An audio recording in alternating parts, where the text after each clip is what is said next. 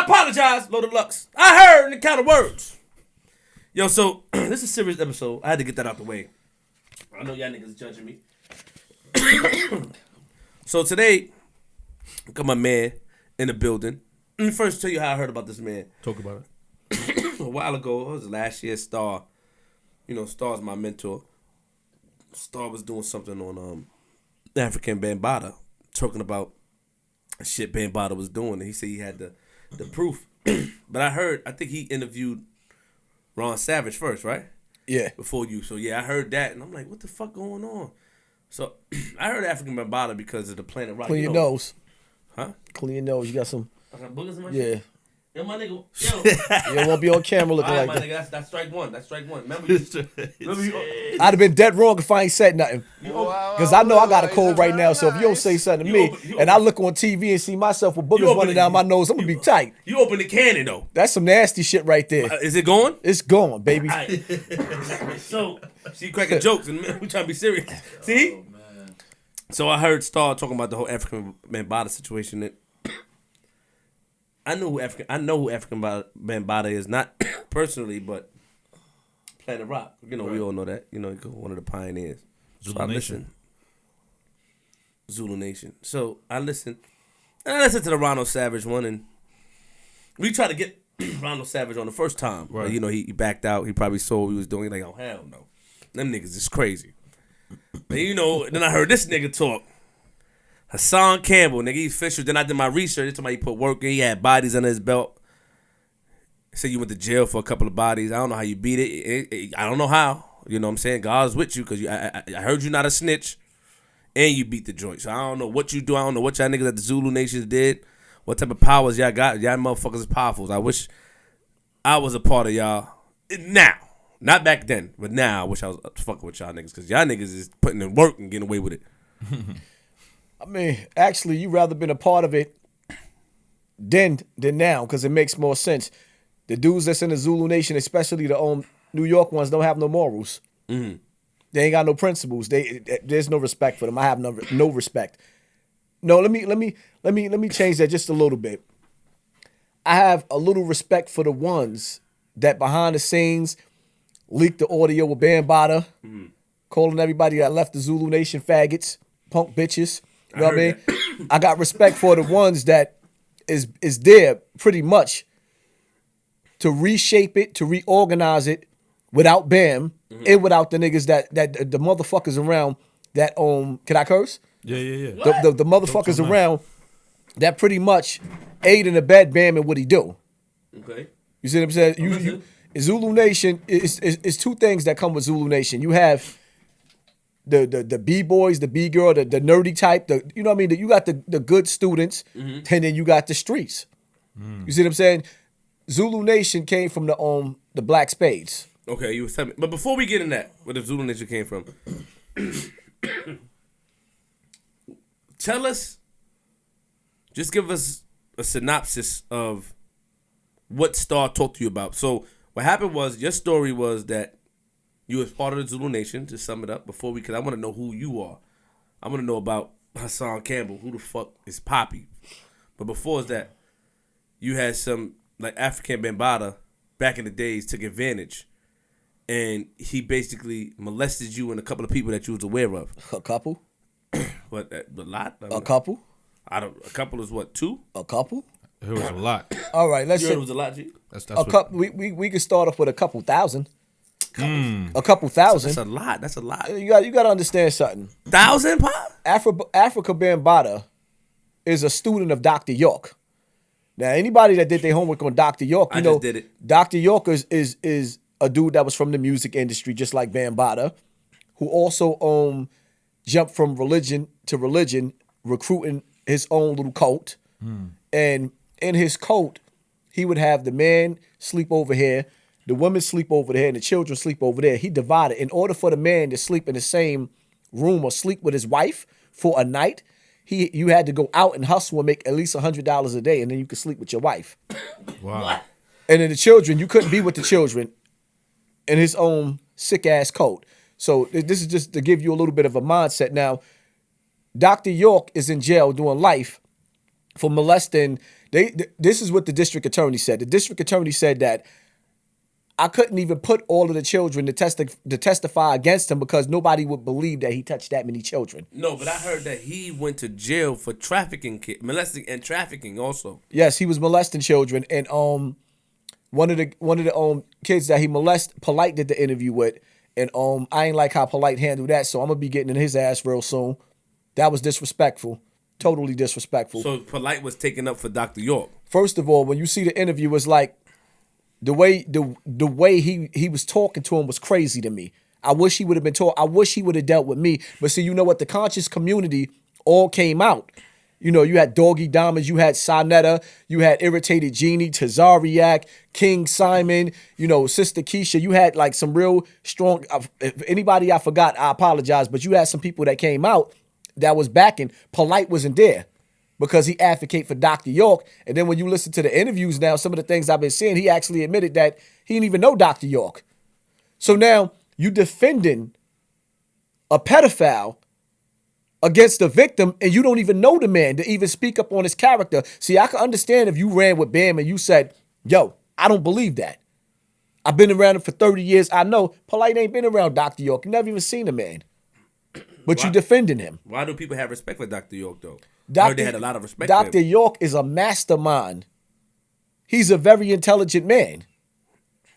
Number one. And see, Dr. York is the prime example, just like Bambaataa, just like the pastors that you deal with, just like that family member in your family that molested all the women and some of the little boys that nobody told on. And then the family member still dropped the kids off in the house around this molester. You see what I'm saying? Dr. York and Bam are people that were, first of all, they were celebrities. Number one. Number two, you have money. Number three, when you dealing with a Bambaataa, because I can't really deal with Dr. York but so much because I don't know the man. But when you dealing with a Bambaataa, you dealing with a man that came in at the birth of hip hop. Right.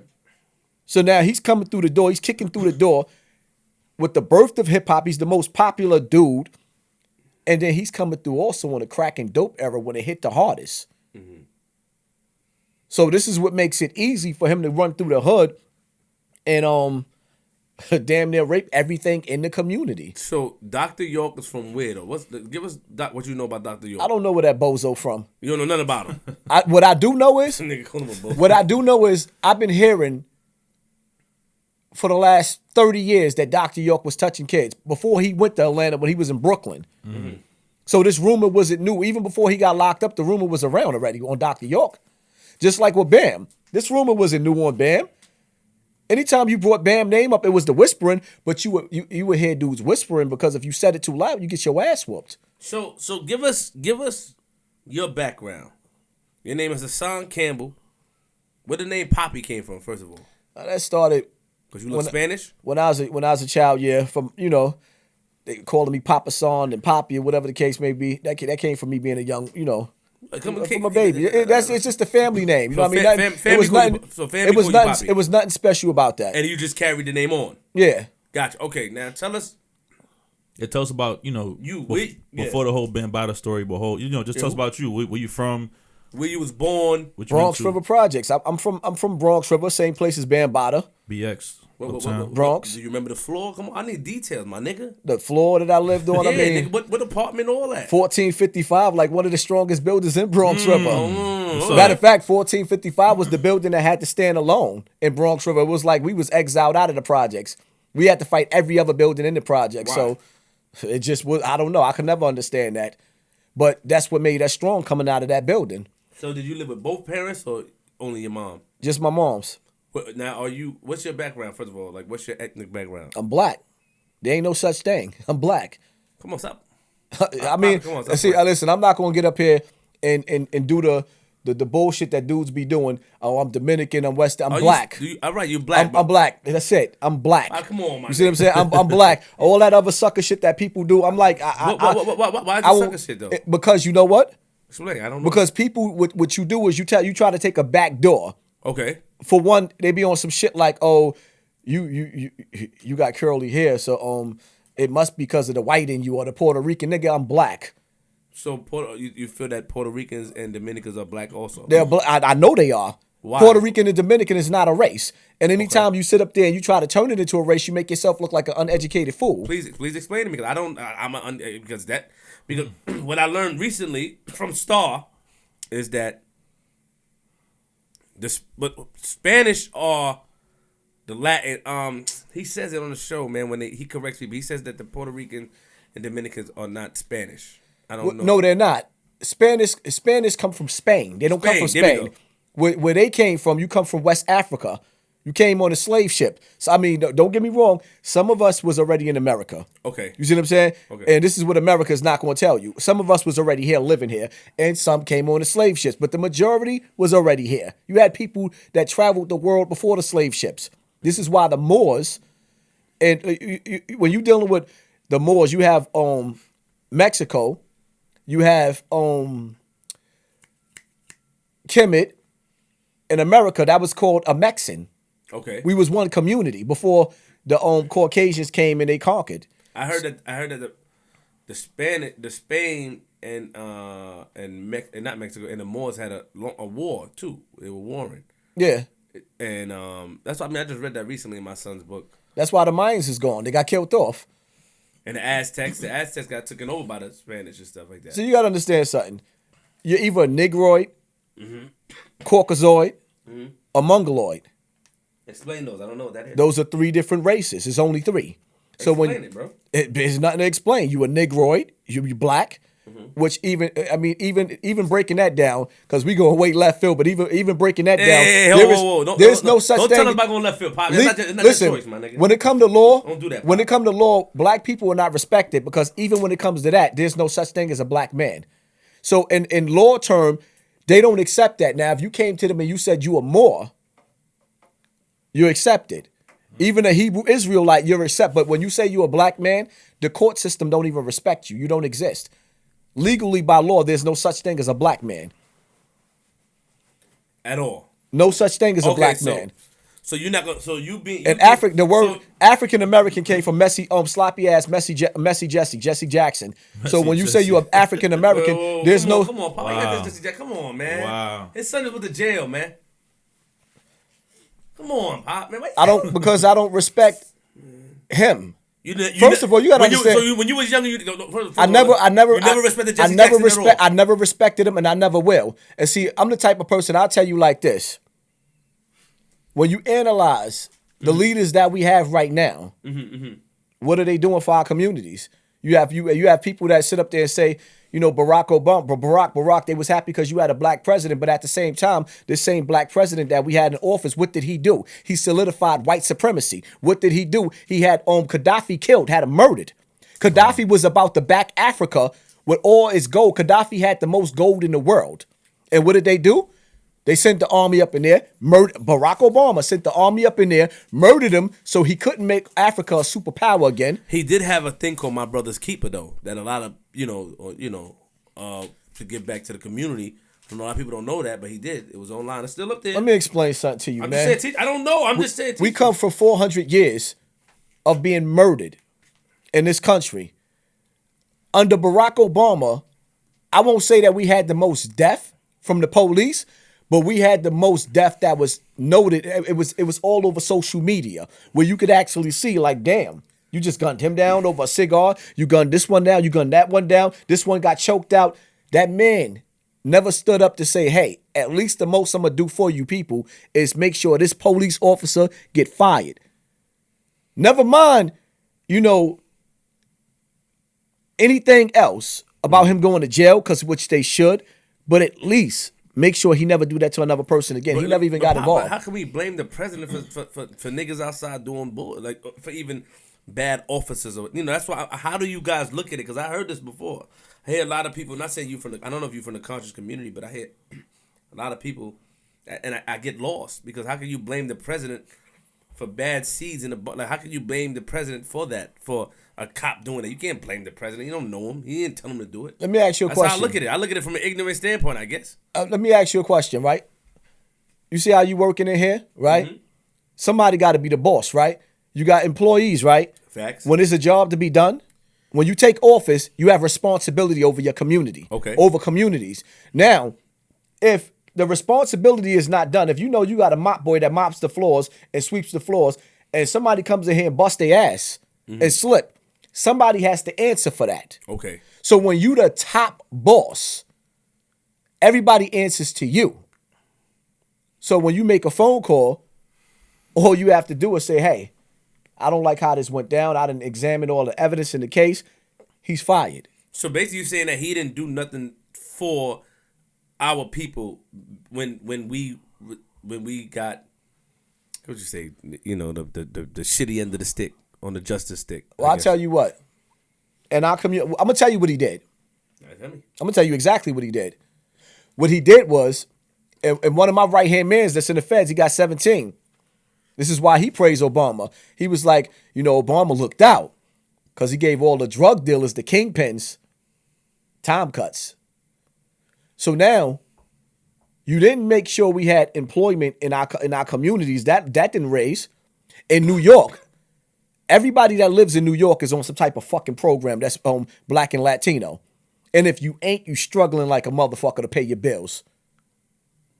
So now when you sit back and you analyze it, so now you didn't put no jobs out there for the community, but what you did do was you releasing kingpins.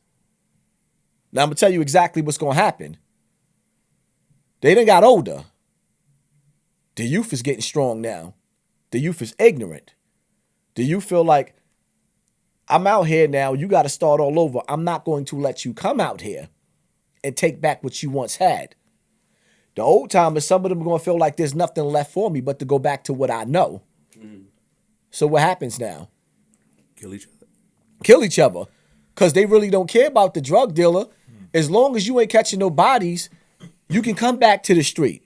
They want the soldiers. Now, the ones that's actually catching the bodies, they rarely never make it home. And if you do make it home, 9 times out of 10, if they gave you 25 to life, you doing at least 35 out of that. Because you got to get hit at the board at least 3 times. By the time you get home, there's nothing left in you. So most of our warriors, if something went down in our community, is where? In jail. Barack Obama didn't set any programs. He didn't say, well, you know what? I do realize the African American community is still suffering from slavery. Even down in our DNA. You ever had a child that you seen never met his father, but you were like, yo, he's just like his father. Everything was passed through the DNA. Even the fear of slavery is passed through our DNA. This is why when you see the police officers roll up, the illest killer, what do? You got a gun on your waist. You run. What are you running for? Stand your ground. Wait, hold on. I can't agree with that. You mean stay your ground and get killed, basically. Let me explain something to Stay you. your ground and get killed, yes or no? Let me explain something to you. Stay your ground and get killed, This is what I'm going to say to you. If you got the balls to pull your gun out on another black man because he stepped on your sneakers, when that white officer come in your community and he decide that today's going to be the day that I'm going to lock you up, I will never forget my first day in jail, being charged with them homicides, and I'm sitting up there like confused, and that officer telling me, bend down, open your ass cheeks, lift your nuts up, lift your feet up, put your fingers in your fucking mouth while I'm standing there butt ass naked, and then had to turn around and take a cold shower. And from that day forth, I was a slave. But time out, you're not answering my question. So I'm gonna answer your question. You put the bucket. I don't agree with that. What I'm saying is, if you call yourself a real nigga, right? You a gangster. Yeah. Like Larry Davis. How many police officers he shot? The nigga that got shot in the apartment in the Bronx. Larry Davis. I don't know how much he shot. Understand something. When you sit back and you analyze, and I'm not telling nobody to go out and kill no police That's officers. what it sound like. What I'm saying is, let me make it clear to you. Please. When you decide that you that Magilla gorilla killer ass nigga. Okay. You killing everybody in your community. Like, for example, Pistol Pete. Pistol dropped bodies. You knew when the police caught you, you was never coming home. You knew that. So when they locked you up. You talking about the sex money Pistol Sex Pete? money murder, Okay, Pistol Pete. Shout out to Pete. When the police caught him, he had a gun on his waist. 2 police officers locked you up, put you in jail for the rest of your life, never to see your children again. Any gangster that came towards them niggas, they was doing their thing. It was lights out. But you see me, it ain't no, listen. That's just like, for me, this is my perception. All right, can I say something, please? Yeah, but I gotta make it clear. Go ahead. When you decide that you want to kill another black man in the community, okay, and take that father away from his son, got it. That's a black man. Mm-hmm.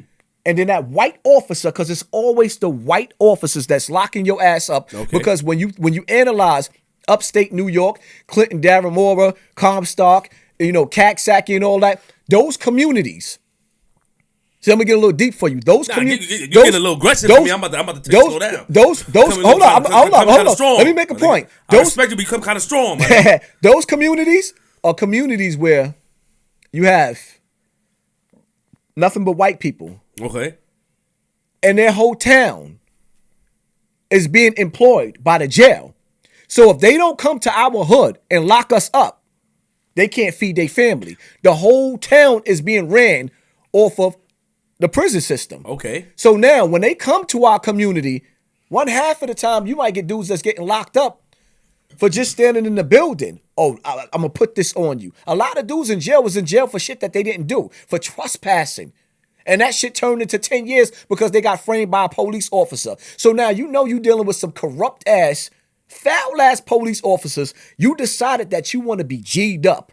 I'm a real nigga. So why you ain't laying that motherfucking officer? You are a criminal. Back in the days, them white boys laid down, governor. They robbed banks and everything else. This is what the gangsters did. When you call yourself a gangster, put gangster shoes on. Don't put pussyfoot. Don't pussyfoot around. Well, that's just like with some of these dudes right now in the rap game. Everybody got something to say about another rapper, but you ain't hear not one rapper say nothing about Bambaataa. You know why? Because at the end of the day, some of them realize he has an army. He still has an army. And when you get caught up in the party, 2 or 3 deep, you're going to run across some of those Zulus. They might look like old timers to you, but I guarantee you, they'll whoop your ass so bad, it'll be embarrassing, especially if somebody rolling the camera. They nasty with their hands. You said that, but let me back up a little bit. So you saying that you're supposed to kill police and end up getting killed. That's it. Put your life on the line. I'm saying, if you came across me and I came across you, right? Mm-hmm. You got your hammer, I got my hammer, right? It's going to go down. Facts. It's going to go down, right? Facts. So now, I'm going to lay you down, but you got a hammer. But when that sit back. Wait, but when that white, because I'm hyped. But when that white man rolled up on you, facts, and he decide that, see, in jail, sometimes jail is easy for some niggas because they mind their business and they quiet, and then they get herbed and they be pussy, they get punked their whole bit. And then some dudes, you go through pure hell. Even some of the niggas that get busy, you know why? Because you get busy and I get busy, and the first thing a motherfucker gonna look at you and say, all right, he pussy, I'm gonna test him. Until you show him. Then another motherfucker might feel like, I don't know this nigga, I'm gonna test you. This is what happens. Some dudes don't give a fuck whether you get busy or not. They're gonna test you, but when that white man come, it's not a problem. You'll be in jail, that same white man to sit up there while you bending over and stick his foot in the crack of your ass, and you accept that. But if an inmate do it, you're gonna shank him up. So you're supposed to fight the correction officer and get more time. Listen, let me tell you something. Don't make sense. Listen, let me explain something. Let me explain something to you. You basically saying that you basically saying that. So if what I'm saying is, if a nigga shoot police, he gonna get killed. What I'm saying is, if you can give a police officer a pass, you should be able to give somebody else. You should be able to give your black brother a pass like, yo, it ain't even worth it. I see what you're saying. But well, say that from the beginning, nigga. You going all around. I think you're talking about shoot police. If you gonna be a McGilla gorilla, you Malcolm X. If you what I am right now in my life, that is my idol. My number one dog that I got right now is named Malcolm X. I respect Malcolm X, but you know they said that he snitched. Let me explain something to you. Do you know they say that? Do you know they say that? Hold up. Let me explain something to you. Hold up. Let me explain. I'm asking you. Hold up. Are you aware of that? First of all, are you aware of that? Who's they? People. Who's they? People. Some of the conscious community say Malcolm X told. First of all, on the Honorable Elijah Muhammad. First of all, let me break something down to you. Tell me. Teach me. For one, people got this snitch label all fucked up. It's all backwards. Okay. What makes you a snitch is when we go commit a crime. And the police roll up, and I'm like, yo, Officer Foley, you got us. They over there. And this is what they did. That's a fucking rat. Okay. If somebody come in the community, back in the day, see, this is the thing. Depending on what a dude did in the community, the drug dealers would tell you, all right, we're going to make this nigga turn himself in. Because what he did was so foul. There was honor in the community. It's like Cameron said some dumb shit back in the days, talking about if a rapist was going through the hood, I ain't snitching. Fuck is you talking about? Me personally, I feel like we supposed to police our own community. Let me say that. So therefore, before those people come in, you let the slave master come in. By the time they come to do an investigation, we supposed to either did it, taken care of it, so there's nothing left. But if we're going to deal with their system, what is a drug dealer? Where do drugs come from? Drugs come from the CIA. Drugs was put in our community to destroy our community. Okay. So now how I feel, I'm going to keep it all the way 100. Every drug dealer in our community is a snitch. You're a government agent. You're working. Now, whether you getting a check for it and you snitching for them or you just standing on the corner, once you signed up to be a drug dealer, you signed up to be a CIA agent. Okay. Whether you realize it or not. So now if you want to really be technical. Let's talk about Malcolm X. I want you to get into that. I said, man. Now, back to Malcolm X. Malcolm X, for one, he never pressed charges on Elijah Muhammad. For two, if he did press charges on Elijah Muhammad. See, me, I would never rat on Bam for what he did to me. But if Bam got caught today fucking a child, I'll become a rat too. Because there's no such thing as a rat. If I got to be a rat, and there's no honor in protecting somebody that wants to stick his dick in little boys, they call me a rat. So you consider what Malcolm X did was right. What Malcolm X was a hero. And anybody that stood in my face and called Malcolm X a rat, we gonna get it on. Slow down, my nigga. All that, get it on. Why you gotta go? Because at the end of the day, why you go that route? Why you gotta go that route? Because you gotta understand something. That's violence, man. You gotta defend your heroes. Because at the end of the day, that's just like you talking about Malcolm X. I heard Malcolm X was a snitch. If I tell you, you supposed to say, you supposed to respect my opinion, But hold up. But what did he snitch on? Elijah Muhammad being a pedophile? Because I don't know if he says he's a pedophile. All I heard is that what it is, he snitched on him, and he didn't snitch. He went to his community and told his community that Elijah Muhammad was getting little girls pregnant, and he was fathering the children. So now you telling me he never went to the CIA? He never went to the FBI. To white media, though. He went, no. Same thing like Ben Bottom went to 5. You say he told you not to go to white media. I don't care if he, listen. But now you can't do that, though, Pop. Hold up. I'm listening again. First of all, I saw it. Listen to what I'm saying. Malcolm X started off, and everybody else, just like Elijah Muhammad, everybody else started on white media. Now we have black media. We had Sarnetta and all of them dudes that called Bam out, that Bam deal with. Okay. He didn't want to come to his own community. You know why? Because in the beginning, when the Bambaataa had to come forward, he had to deal with this real nigga that he got sitting right here. You see what I'm saying? And then he had to figure out who's moving with this nigga that's sitting right here. Okay. See, Bam has an army, but this is a family versus family war now. It ain't like he's beefing with another team somewhere. This is like basically you beefing in your own household. That's a war you can't win. Okay. I respect Malcolm X though. Malcolm X, what Malcolm X did. Tell you what I heard. You're never gonna find another Malcolm X. You know why? Because J. Edgar Hoover made it clear. He said, after them, the next hero that you get, we're going to make them.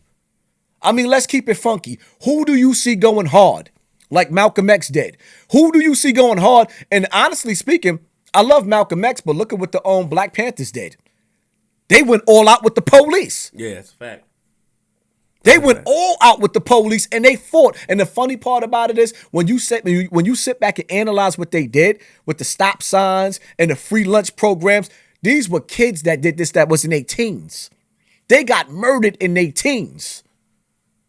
Now you got all these grown motherfuckers running around. You got these Russell Simmons, R. Kellys running around, pissing on 13-year-old little girls. Where is the outcry for that? No. Why is it that at R. Kelly's concert will still be fucking packed when he was on video pissing on a 13-year-old little girl? Why is it that you got a Nicki Minaj running around bailing her brother out of jail, putting up 2 houses and money? Hold on, let me finish. Let me finish. Let me finish. Whoa. Why is it that dude, her brother, could tell the little girl that's 12 years old, if you don't let me put my dick in because you fighting me, I'm going to force it in your ass and you know that's going to hurt? Why is it that his semen was found in that girl and all through her underwears, a bunch of underwears? This is on document. That's his blood. What you trying to tell me? The wife jerked him off and then took it and threw it in the underwears and threw it in her daughter?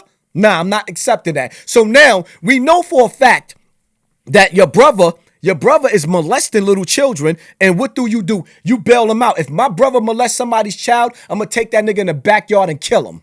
Yo, first of all, slow down. Hold on. Can I talk now? You got it. Thank you. Let's go to Nicki Minaj real quick and her brother.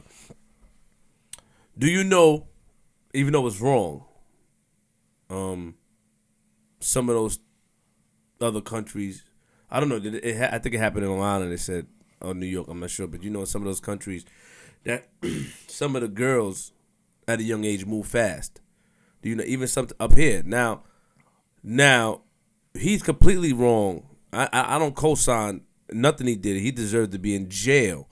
But what I'm saying is that I think that the defense that they're coming up with is the fact that the girl, I got a daughter. I can't agree. He wrong. Go ahead and make yourself sound like a pedophile, because that's what you want to. I'm not. Keep on. I want you to hang yourself. Are you dumb? You see them cameras rolling? Never. I can never be a pedophile. No. Well, keep on going. I'm just saying you can't get. There you go. You can't get mad at Nicki for bailing her brother out. That's what I'm saying. She bailed her brother out because. I don't know what to say. Yeah, that sounds crazy. Listen. It does sound crazy. Let me ask you a question. It sounds crazy. No. Let me ask you a question now. So hold up. Now. So here it is. We got your son, because little boys is fast too. Your nephew in the room and your son. Yeah. So now, Bam got him. Bam Bada got him. Come on. Hold up. Bam Bada got him now, right? And I go bail Bam out. And now I'm sitting in front of you right now after I bailed him out. And I'm advocating for him. And I'm slandering. Well, I'm not advocating for her brother. But I know Nicki. Nicki's my friend. I know her. Listen, let me finish. Her brother, I don't give a fuck about her brother. You not answering. Don't duck my question, motherfucker. I'm not ducking. Fuck her brother, nigga. Now, hold up. No. I bailed Bam out. You bailed Bam out. After he molested your nephew and your son. And now, I'm sitting in front of your face and you got a loaded 45 right there. What do you do? We not getting to that. Exactly. Then shut up. But hold on. Because if you shut up. Exactly. Hold on, you shut up, nigga. Fuck out of here, nigga. I'll tell you why. You fuck out of here, nigga. Let me tell you why I'm saying what I said. Let me keep it funky. Nicki, I'm laughing, but I shouldn't be laughing. Because you know why? Looking at you making me laugh. No. You making me laugh. Nah, because he just you can see the joke coming out of him. So I gotta laugh. I'm just saying that. I don't give a. Let me just clear this up. Check it though. Let me clear this up before you clear it up. I don't give a fuck about Nicki Minaj's brother. Fuck that nigga. He did. I my daughter's 8 years old. I have a 12-year-old son. I understand. I'm just saying that he is saying, the defense that I heard is that he's saying that the girl was promiscuous. What's the word? Promiscuous? Which is wrong, because a 12-year-old girl can't. Which is so why wrong. Repeat it? Why even say it? That's why even said. Listen? Why even waste words? I mean, listen. No, but listen. Let's keep it funky, right? Let's keep it all the way funky. If I catch you fucking my 12-year-old daughter, I'm gonna kill you. Facts. Ain't no ifs, ands, and buts about it. I don't give a fuck if she was with it. You're dying. But that wasn't her story. Her story was... Okay, what's her story? He said that if I didn't let him put it in my vagina, he was gonna force it in my ass. He deserves to die. So now, like, come on, you talking about penetrating, you raped, and he did that to her too. Like, when you read what the DA is letting out, that's public information, it's public knowledge. What he did to her, me as a brother, I would not bail my brother out. Number one. Now, I would have respected Nicki if she said, I don't believe this because there's no evidence. Hold up. The problem is that there is evidence, and the number one evidence that there could ever be is DNA evidence. Right. Yes. So now, besides him penetrating her, you got different clothes where his DNA is in the clothes and in her. You know, on top of the fact that now you married to her mother, you sicko. Oh, I didn't know that. Come He on. you said he married her mother. You said niggas don't know about, man. He married her mother. Where you get that information They from? was living. Before or It's after? public information. They was living in the same house. He molested this girl. When the mother's gone, this is what he was doing to the girl. You see what I'm saying? I didn't And see know now the evidence is there. Now with Nicki Minaj, first and foremost, can somebody please explain to me why Nicki Minaj named herself after Roman Polanski, which is a fucking rapist? He got convicted. Wow, he got convicted. He got convicted of raping. Hold on. We go a little crazy. Hold on. No. It's public information. Pop, and we can't talk about you, my her nigga. alter ego is who? A pedophile. So I'm gonna let you talk about my peoples like that, nigga. Well, I tell you what. That's my peoples, nigga. Listen. I don't give a fuck about her brother. Fuck her brother, nigga. We see it, we gonna ride on him. Listen. But don't let her know Listen. I rode on him with you, but we gonna ride on him. Listen, understand something. What you saying? If me and him shot your me man? and him, I'm the shooter. Shot your man. Come on, shot somebody else. No, we let's be real. We together. I get locked up now. You can't get to me. He's still out on the street. What's the code? You know what we doing. Everybody get it. So now, if that's the team that you on team pedophile, you die with the pedophile. And that's the bottom. If you on his team and you gonna fight. Fuck that nigga. If you gonna fight, you gotta understand something. Do you know what it's like to be raped or molested? No, I don't. You don't want to know neither. And the bottom line to it is the pain that's caused you never. I mean, let's really kick it on some real shit. Most of the dudes that's running around the hood catching bodies that ain't getting no money. JC said it best. Broke niggas don't want no cash. They just want to kill you. Why they so angry? Have you ever asked yourself a question? Why are they so angry? Do you know what it's like for a young female to decide that she's never going to be with a man again because she got raped the way Nicki Minaj's brother did her? Do you know the pain that's caused? To where that you never want to lay down with a man ever again. That trust is gone. You can't even trust the man because your daddy wasn't there. He left that void there for this man to come through and do what he did. So now you got the woman hating the men and you got the young men killing the young men because they angry. Do you know how many of my mans went to jail that got molested by Bam and got life? Nobody knows these stories. I got a few mans that's in jail that ain't never coming home. Why they so angry? Okay, all right. You're right. Wow. Let's go back. This nigga is powerful, man. Why you so violent, my nigga? Relax, slow down, my nigga. It's real, slow down. man. Nigga, Every slow time down. somebody talk to you about this type of topics, you get this passionate about it. You coming with a lot of energy, my You gotta nigga. understand This is a something. long time ago. I mean, I know it's still. You gotta understand something. You see the picture with Ron Savage? Everybody busts out laughing with him crying.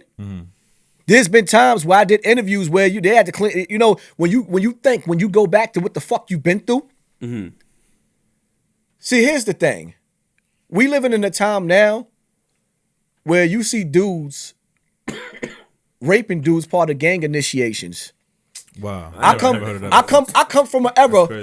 I come from an era. Nah, it's there. The proof is there.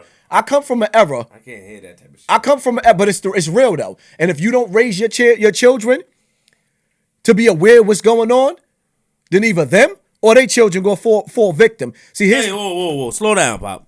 Slow down with that, man. Listen to Don't what I'm point saying it to to my you. direction, nigga. Talk about somebody else. Please. Listen to what I'm saying. Talk about hypothetical. Listen to what I'm man. saying. Come on, Pop. 1 out of 3 children. Damn. 1 out of 3 children is molested. So now, 1 out of 3 females in your family got touched and they ain't tell. Oh, man. Pop, come on. The stats don't lie. We can't listen, understand something. Nobody would imagine their family get raped. Can we talk about you, please, bro? But we talking about what's real. And the reality of it is we gonna stick to me, but this is the reality. Why are you trying to reverse it on me, nigga? I'm not. I'm just I don't want to using think you. about my family getting raped. I'm just using you. Don't use me, nigga. Use somebody Listen, else. on some real shit. You wanna laugh? Listen, Why on some you real laughing? shit. You know why I'm laughing? I'm gonna tell you why I'm laughing. You know what I mean? Because you want to crack jokes, right? We gonna get to some jokes in a minute, though. Oh, man. You know who you look like? I'm gonna tell you at the end of this. Oh, let's go. What the fuck? I had no jokes, man. Hold on. I mean, listen. I don't think it's a bad thing. Let's break it up a little bit with a few jokes. You got some? Let's see what he got. Nah. Because I know he gonna go in. You know what I mean? No, he actually want to be serious. He called me this morning and said, "Yo, today we gonna be serious." That's what I told Pop.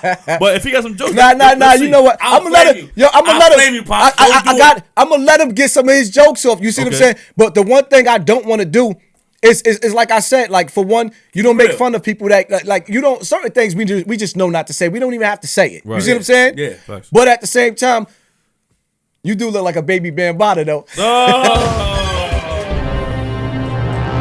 Come on, pull this bitch up. Hey yo, Google Bambaataa right now. You like Google Bambaataa right now. You like the word from Men in Black, nigga. Fuck you talk about, nigga. Oh, you a word face ass nigga. I don't want to do this. All right. Why not? Listen, no. We do a quick intermission and we get back to the real. You know what I'm saying? It's only right. Because you can't take this type of stuff. I mean, hearing this stuff, I can't. Now I see how you feel. I can't. So he tell me, picture you, he looking at me, and you know how serious, the passion. Yeah. He like that worm. That nigga ugly. Nah, but he look at the pad like pictures. He talking like this. I'm like, I don't want to picture those. You had that joke ready for earlier, right? I had this joke ready on the I know he did. Get behind the scenes, nigga. Get behind the scenes, nigga. Nah, he sound like a young Bambaataa, nigga. Violent. I see like he like the fucking the little word from Men in Black, nigga. The ugly little shit. You know the little short shit that walked in the office. You know what I'm talking about? The little shit in the office. Oh we man. Started. I don't want no jokes. Like we being serious. That nigga got me turning purple right now. Hold on. So Pop, all right, let's talk about it now. Pop, you was on the 14th floor. Not the 14th floor. You said what was the building? 1465. 1455. That was the building. Yeah. What floor you lived on? I lived on the 8th floor and I lived on the 12th floor. Facts. There you go.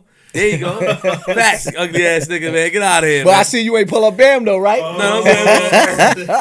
So you lived on the 12th floor and the 13th. 8th floor and the 12th floor. 8th and 12th. You lived with your moms only. It was you and your moms. My brothers and sisters. Okay, how many siblings you have? Well, 6 by my mother, and then the ones from my father. So did you know your father? Yeah, I knew my father. But he just didn't live with y'all. Nah. Or did he leave or he? Yeah, he was gone. Okay. He was a dope fiend. When did you get to know him? I knew him my whole life. So you always knew? Wait, he wasn't there. It's just that simple.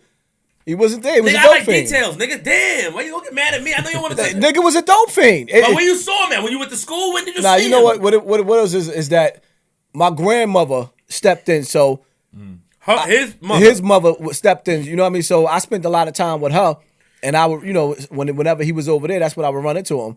Did y'all talk, or you didn't even talk? You didn't fuck with him at all? Nah, you know what? My father was like, even though he was a dope fiend, he was like Superman to me. But he used to just, come along and get high and go about his business. And my mother would get into an argument because you high, you a dope fiend. She didn't want me around my father in that state. So tell us about an average day with Poppy growing up. You know what I'm saying? Like what was you into? Were you sports or was you talk to us? I mean, growing up, I was a good kid, I would say. Mm-hmm. But what people don't understand is before Bambaataa came along, I was already being molested. Wow. In that situation, it made it easier to break down the boundaries for him to come along. I was already being molested. He wasn't the first one that molested me. He was just the one that was supposed to be the pastor, the doctor, the counselor. Right. He was the heroic figure that nobody, you know what I mean? So wait, Tom, I'm sorry. When you said you got molested, who were you molested by? Can you share that information? Well, the first one to molest me was a girl, and I'll never forget because she did some sucker shit. She was molesting me, and like a while, because she molested me for a few years too before Bambaataa came along. So when what age? I don't even remember, but she probably started molesting me like around the age of 6 or 7 years old. Molested like just touching you and shit. No, she was like straight rape, like straight. You know what I mean? But she's older than me by what 7 years, 6, 7 years. So anyway, with her, I could remember my situation because like when you go through traumas, a lot of the time your brain might block something out. Like you'll forget a lot of stuff. Me dealing with this, a lot of things came back, but you'll forget a lot of stuff. You just block it out in your brain. So with her, the one thing I never forget was I was with this girl that was my age, and we was behind the curtains playing house. All right. And she comes in the house, pulls the curtains, catch us, tells my mother, now I'm getting my ass whooped with an extension cord. And I never could get over it because I'm like, yo, you taught me this. But you gonna tell on me? So she was mad. You was jealous that you was... That's what's my young. She was trifling. It wasn't that she was jealous. She was trifling because the crazy part about her was she was older than me. She had me by some years. Right. So she was sleeping with the men that was her age. She was a whore. You remember her name? Yeah, I remember her name. You seen her? She in jail. I think she robbed somebody in the bank or some shit like that. Oh, She off the meat rack. So she was the first one. She was the first one. What was the second one? What was the second time? Or that wasn't the second time because it was different people. Like as you go along, it was different people. Wow. And then the second one that molested me, that was a dude.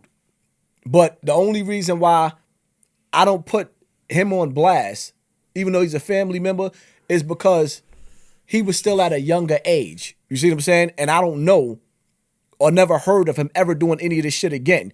So when you have a window where somebody might be a few ages older than you or whatever the case, I say, all right, I won't chop your head off because, like I said, I don't know you to be doing what you doing now. Right. You know what I mean? But Bam was clearly 20 years older than me. 20 plus years older than me doing what he was doing. So Bam was like the third person that molested you? You would say? About third or fourth. It was a about girl, third or fourth. Then it was a family It member. was about third or fourth. Then it was another a set of sisters that was older than me. I might have been like no exact. I probably was about maybe 8, 9 years old, and they was graduating high school. That's how it was like 17, 18. They was graduating high school. So it was like, I don't know. It was like when you say molesting though, it's like touching you. No, they was actually trying to make me penetrate them, like full sex acts or whatever the case. So it's like, and then when Bam came along, I was already broken in. Like, all right. So you went through this. Tell us how you met Bam. How you came across to the Zulu Nation. Well, met Bam. Bam been in my whole life. I'm from Bronx River. He's from Bronx River. So how you met him, Pop? How man? I met him? He knew me since I was in Pampers. Oh, so you know your family. He's from Bronx River. Yes, you got to understand something. Bronx River was a project where everybody damn near was like we know each other. Like in your building, whatever building you from, you can go in damn near any apartment, use the bathroom, run from the police, whatever the case may be. See, now it's a little bit different because a lot of people are gone, but Bronx River was Bronx River. Bronx River was like a superpower of New York. So he knew you. He knew your family. He knew you. Yeah. But when you was going through all these molestations or people touching you, you wasn't in contact with him. You just see him. You wasn't like, y'all spoke. Y'all still was on. Y'all was on talking to him. He'll talk to you. Like Bam or talk. You got to understand something. Like he was sitting outside. I saw a video where he was sitting outside and people. First of all, you gotta understand something. The young boys, for some reason, and I guess we know the reason, was always a magnet. He was always like, it's like when you listen to Lord Sharif, because he's older than me, so he breaks down when they was going to high school how Bam used to go pick the little boys up from junior high school. He always had a fetish for little boys, and from what Pepsi had to say, she tells the story like somebody's supposed to be sympathetic. When Bam was young, around the same age I was or maybe younger, he got raped by 2 twins. So that's her way of saying this is why Bam is doing what he's doing because Who's Pepsi? Pepsi is one of the I would say she's from the black Spades, now Zulu. She's on the Zulu Council. She's one that you seen in the video that was making him step down. So she was pretty much breaking down that how Bam got raped by 2 dudes, and that's what messed him up and have him the way that he is. I do understand sometimes that happen, but the reality of it is, if this is how you living and this is what you're doing in the community, whatever your excuses, you got to be put down. When a dog bite a child, you put him down. Right. That's the bottom line to it. So, you knew Bam. I'm trying to figure out the timeline. Like, what I'm trying to figure out is like, all right, you know him. When did you want to join Zulu Nation? You you got to understand something. When you dealing with the Zulu Nation, it's like you sitting up there watching UFC or WWF. You got the hood legends. Like, we had legends in my hood. So, of course, then on top of that, not just the legends, the music, like everything. It's not even so much if you wanted it. If you was in Bronx River, you didn't want to join the Zulu Nation. You was already Zulu. That's how that go. So even if you wasn't even like this is the birthplace, you was already Zulu. You just family. All Bronx River was family. I don't know what's up with y'all tough niggas. Y'all don't like talk. I like details, nigga. I'm like the police, not a rat. I want every single day. I walked outside. I saw him. Hey, man, what's up? That's the type of shit. You know what it is? You paraphrase. Listen, you know what it is? It's kind and of you have hard. a good memory. It's kind of hard to give you details on people that was there your whole life. Okay, so all right, so he was always so like He been there my whole life. okay, got it. Now, when did you go? When did you have a one-on-one with him? That's what I mean. Like, when did you? Okay, you part of the Zulu, so you a young Zulu. When did it first happen between you and Bam? All right, one of the first times that first happened,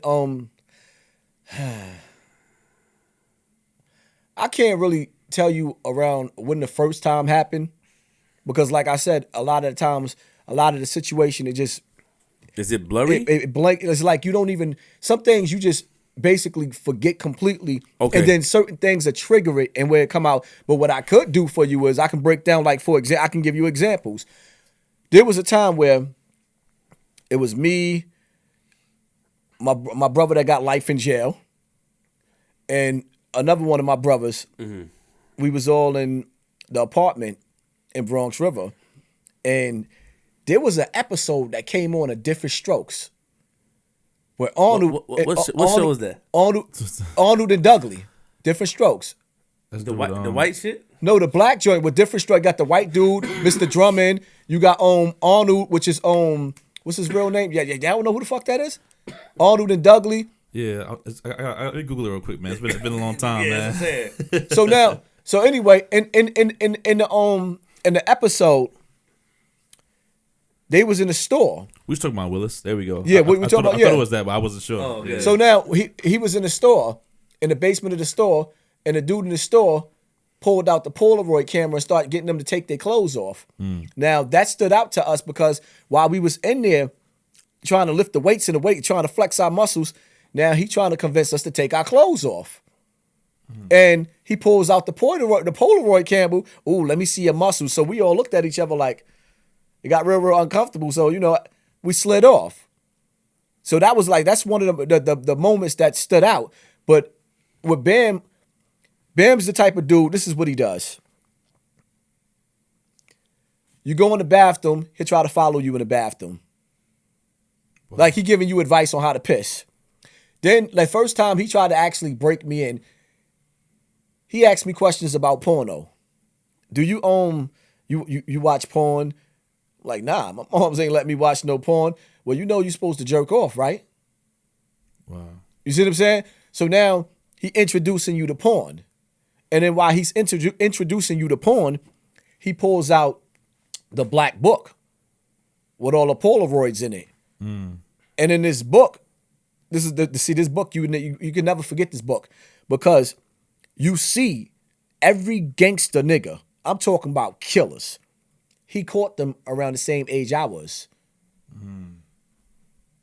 So now you see these dudes and you see in their faces, he got dudes in the book with like it's just terrible. It's terrible. So now this is how he's breaking you in. Well, I mean, what in the book? What naked? Just taking butt ass naked, like just all types of foul shit. You see what I'm saying? And it's like whoa. So then he's telling you that you're supposed to jerk off. You got to jerk off because it's unhealthy for you not to. This is what he's doing. He's breaking you in. Then he gets you to the point to where that one day I find myself in the room. That it's crazy because a few of the dudes that he actually molested, everybody went to jail for murder. But let me ask you a question. Before you went in the room, did you tell him you've been molested before? Did you confide in him? No, I didn't tell him that. Okay, good. I mean, first of all, you're dealing with the mind of a fragile, broken child. You see what I'm saying? You may have. Sometimes you might find an 18-year-old that's not mentally mature. Right. Then you might find somebody that's 15 that's mentally mature. Everybody's not the same. So he was dealing with somebody that he knew was already broken. But then you got to understand too, you're dealing with a dude that's big as hell, a dude that got an army behind him, and a dude that was a master manipulator because this same dude got every gangster from the community and got away with it and is still walking around. And to this day, so when you asking questions, ask yourself a question because everybody that heard all the proof also knows that, like, for example, I seen Red Pill. Red Pill was talking and he was like, yo, I ran into a few people that I know in restaurants that admitted that he got them too. That ain't gonna come forward.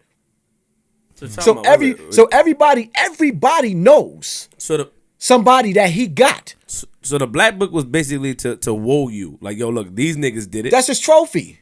All right. Also telling you, like, nigga, you might be next. So you see who I got here. Like, he bigger than you. He's stronger than you. If I can get him, I can get you. So pretty much. Then what he started doing, and see, you know what? A lot of shit I blinked out. But then after I put him on blast, I started remembering certain shit and certain people that was older than me, but still 10 years or 11 years younger than Bam, that Bam got. Now these dudes are of age. Bam will have me sitting there watching him giving these older niggas oral sex. Dudes that I looked up to. And the funny part about it is when you sit back and you tell the so-called gangsters that's supposed to be around, you tell them like, yo, this is what this nigga was doing. And he watched this during that time. Oh, well, here's the excuse. Well, he might have did that. He allowed that to happen because, you know, he might have been behind on his rent. So now y'all went from being molested by this nigga to prostituting to the nigga. You see what I'm saying? This is the shit that I had to listen to. And so I give you an example. That's like I'm gonna call a name out. One name out. I'm gonna call, and he a soldier too. He got locked up for shooting the police. He get busy. Tafiq, police sergeant on the concourse. Public information. He beat it. Public information. Got locked up for bodies too. Beat it. Public information. We all did. Tafiq, he was molested by Bam. He's supposed to be Bam's cousin. Tafiq's younger brother, Ali Baba, molested by Bam. One day, I'm not going to call the other name out because dudes got sons. And I realize it brings out a lot of pain, but me, Ali Baba, and another dude that just came home from jail for murder like a few years ago, whatever the case may be now, he's raising his children, proud of him. All three of us, we young boys, he got all of us up in there with a bottle of Vaseline and porn on, trying to jerk all of us off together. This is what the nigga do. You see what I'm saying? Running around, and now, you know, certain dudes talk about, well, you know, Bam said he liked to drink semen because it gives him power by drinking the semens of little boys. It's just real shit. What happens to anybody who try to get out the situation? Because I know if somebody had to try to like fight him off or try to kill him or something. Well, there's stories of people that got into it with him, and it may not went down the way that it would have happened with certain other people because some of these people had, you know what I mean? They grew up in the family. See, Bam was strong, but some people, like certain things you couldn't do to certain people because then they would ask the question of, well, why are you doing this? And then you had those that would cover it up. You see what I'm saying? Like right now, when you're dealing with the Zulu Nation, you sit back and you analyze it. You didn't see the Zulu Nation handle the situation out the way that it was supposed to be handled. There was no outrage. It was, shh, let's quiet this down so we can get back to business. You're going to answer for this. There was no responsibility on behalf of him. And all of the years, I'll give you a prime example. The dude that stabbed Bam up. Where is he? Spanish nigga. Where is he?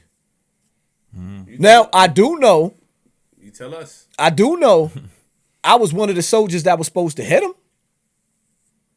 And when I got the picture and seen and did my homework and figured out what was going on and seen the baby in his face, it fucked me up mentally. So what Bam did to him? I heard he stabbed Bam and the manager. I can't say for sure what Bam did to him, but what I do know is that they said he date raped him. One thing I will say on Bam's defense, I've never known, me personally, Bam to give anybody drugs. I'm not going to never lie on the man. I've never known him to give anybody drugs. So I won't say that he did that for a fact as far as giving him a drug. But what I do know is sometimes some of these young boys may have had something to drink in Bam's house, may have passed out. He may have woken up with his dick in Bam's mouth and couldn't live with it. So the next day, I guess after he went home and realized what happened, he came back from the story that Bam and Ahmed gave me. Ahmed is Bam's he used to be his roommate / manager. So from the story that he gave, he said he went. Pop. The nigga woke up.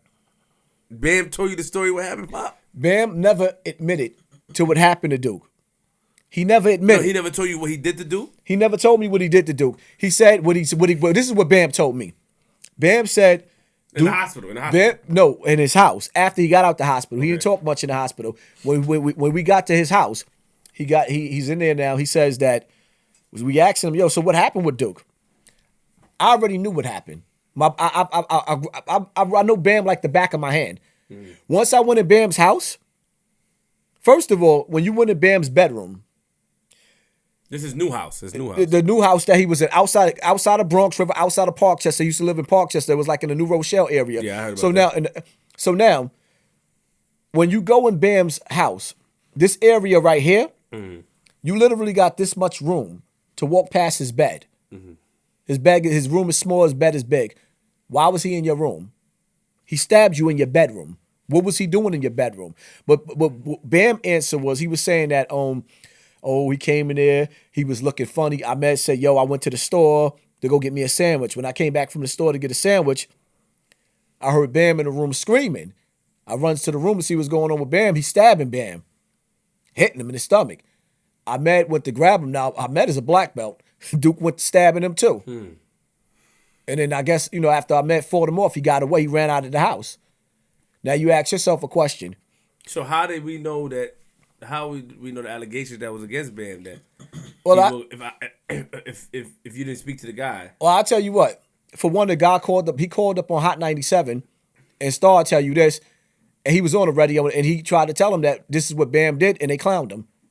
Number one. Number two, from people that dealt with the kid, he was telling them, the dude tried to get me. You see what I'm saying? I never personally spoke to Shorty. Okay. But this is what he said. Now in the hospital, when I got to the hospital to see Bam, the first thing Saladin is another warrior. Saladin was like, yo, Poppy, you get involved in this, you going to hell. So now automatically everybody's assuming that Bam is back to his old bag of tricks. I mean, the day that I went to Bam house and he gave me the picture of the young boy that stabbed him, I goes outside, Joe Poe and King Righteous, King Zulu, tells me, well, see, Joe Poe wasn't there at the time. It was separate times, but both of them sitting up there telling me Bam got locked up in Brazil. They was with him for raping a boy in Brazil. Well, how you got away? How you got out? Because the politicians over there were Zulus. Zulu was big. Gosh. You got to understand something. You got Zulus all over first of all, Bam got Zulu camped in different countries all over the world. Y'all thinking, well, what's this Zulu stuff? Zulu's been around. And back in the day, Zulu was bigger than blood. More powerful. So when you sitting back and you analyzing this, I mean, the reality of it is, when you look at Lord Jamal and some of these other celebrities that's breaking that, no Bam. Bam told the world he didn't know B Stinger. Lord Jamal said, I've been in the studio with both of y'all. B Stinger was in Zulu before I was even there. All right, so we moving a little fast. Let's go back. So he tried to jerk you up. He tried to do some crazy stuff with the Vaseline, all three of y'all niggas. So, but from when he did that, it didn't go to molesting. I mean, that's considered molesting you, but it didn't go to like. Man, that is molestation. Yeah. What else is it? It didn't go. All right. Did he rape you or shit like that? That's what I'm saying. That's what. Like did. Bam ain't never penetrate me anally, but what he did do, and I never really told nobody this. My first experience when I went to Connecticut, I'm going to tell you how sick the nigga mind is, because he did the same shit to me. That's how I know B Stinger's not lying. Bam knew that there would be some physical evidence. So what he did was he thawed me as a young boy. He thawed me as a young boy. What's thawed? Where he basically rubbing his penis in between your thighs and not going into your anal cavity, because he probably realized at me being so young, the damage, I would probably have to go to the hospital. He would probably have to answer. He knew that Bam is not stupid. So my first experience, and see, he can't call me a liar, because at the end of the day, I know where the house is at. I know he owns a house in Connecticut. Bam can't. The reason why he played Ron Savage the way he played him, everybody knows me to be a son of Bam. So when I came forward, it was like devastating. It's like having a heart attack. You cannot deny it. On top of the fact that this ain't the first time. Like, you got to understand something. Bam is like the boogeyman of little boys. Not just in Bronx River, Bronxdale, which was a L projects back in the day, nothing but killers. Soundview. He was the boogeyman. Lambird. Why do you think when you see Zulu now, most of the dudes are older dudes? You don't see too many young boys no more. Why do you think at this point in time with Bambaataa, he's giving the Zulu Nation a gag order to be quiet? Because there's victims that's still there right now that might tell. So how does this work though? I'm trying to picture this. Not picture it, but that's what I'm saying. I don't want to picture it. Yeah, but I mean, like I'm trying to envision. All right, so he thighed you. You guys. Do you really want to envision that? I mean, not that. I'm trying to envision like the timeline, like what how happened. Like you be paraphrasing. Yeah. So I'm trying to get a better vision of back in the days how this went. So everyone was Zulu. If you was all in the same projects, you guys are all kind of like family. So you kind of Zulu by default. Facts. He molested some of the young kids, young whatever. After that, you guys are still like a part of this. So you're a part of the Zulu. Like you guys go back to the house. Like when something happens you don't feel comfortable about, you still go back to Bambaataa and rep the team and the whole Zulu Nation and like you mentioned earlier that you wanted to go get the dude that stabbed him. Yeah, that was after you was molested. Yeah, that was. So how did you feel? That was years later. That was actually grown man. Okay. Mm. Well, you gotta let me break something down because I already see where you're going with this. Mm-hmm. For one, you gotta understand. There's a thing called Stockholm syndrome. This is what they call it. It's just like in a lot of black people families, you'll have the daughter or the mother leaving the children with the grandfather, knowing that the grandfather raped her. I don't know how. I can't give you an answer to it. I can't explain it. Stockholm syndrome is feelings of trust or affection felt in certain cases of kidnapping or hostage taken by a victim towards a captor. Yeah. Stockholm syndrome. So when you dealing with Stockholm syndrome, which I found that word after all of this, I can't understand it. I couldn't even explain it to you. I couldn't give you an answer because I don't understand it myself. What I will say is like they said, Jamie Foxx said in the comedy. No, not Jamie Foxx. Chris Tucker. Bambaataa was the uncle who paid my way to college and molested me at the same time. Bam was like a father to me. You see what I'm saying? He was like a father to me. I was close with Bam, like really, really close. And people gonna sit up there and say, well, why you didn't do this? And why don't say what? Don't say what you're gonna say. Well, you go ahead and you say what you say. Do what you do. How many years Bam has been molesting you? How many years? Honestly, From what age? Or you honestly, I don't really remember, but I know it was like it maybe my probably maybe 15 years old somewhere like around there. Probably around. Honestly, it had to be around there when I started going berserk. Because at one point in time, I started going berserk. It was like shit just started going crazy in the streets. I'm asking you a question. Did you feel affection towards Bam? Now, when I mean affection, not like you felt obligated towards him, even though he was doing this thing. Did you feel it was wrong, or you just felt like it's a Zulu Nation, other niggas went through it, so it's like an initiation? I felt like it was wrong, but I don't know. I don't know what the fuck was wrong with me. I couldn't even explain it. Okay. I can't explain it. Because you could have, if you think about it, at your age when you was going through, to me, my opinion is he took advantage of you because you was broken already. You know what I'm saying? And he got you on his side as a soldier. Because you even told me your flip. I even heard rumors that you put working for the Zulu. I'm saying for Bam. That's an understatement. But what I'm saying to you is that, do you think if you would have talked up earlier,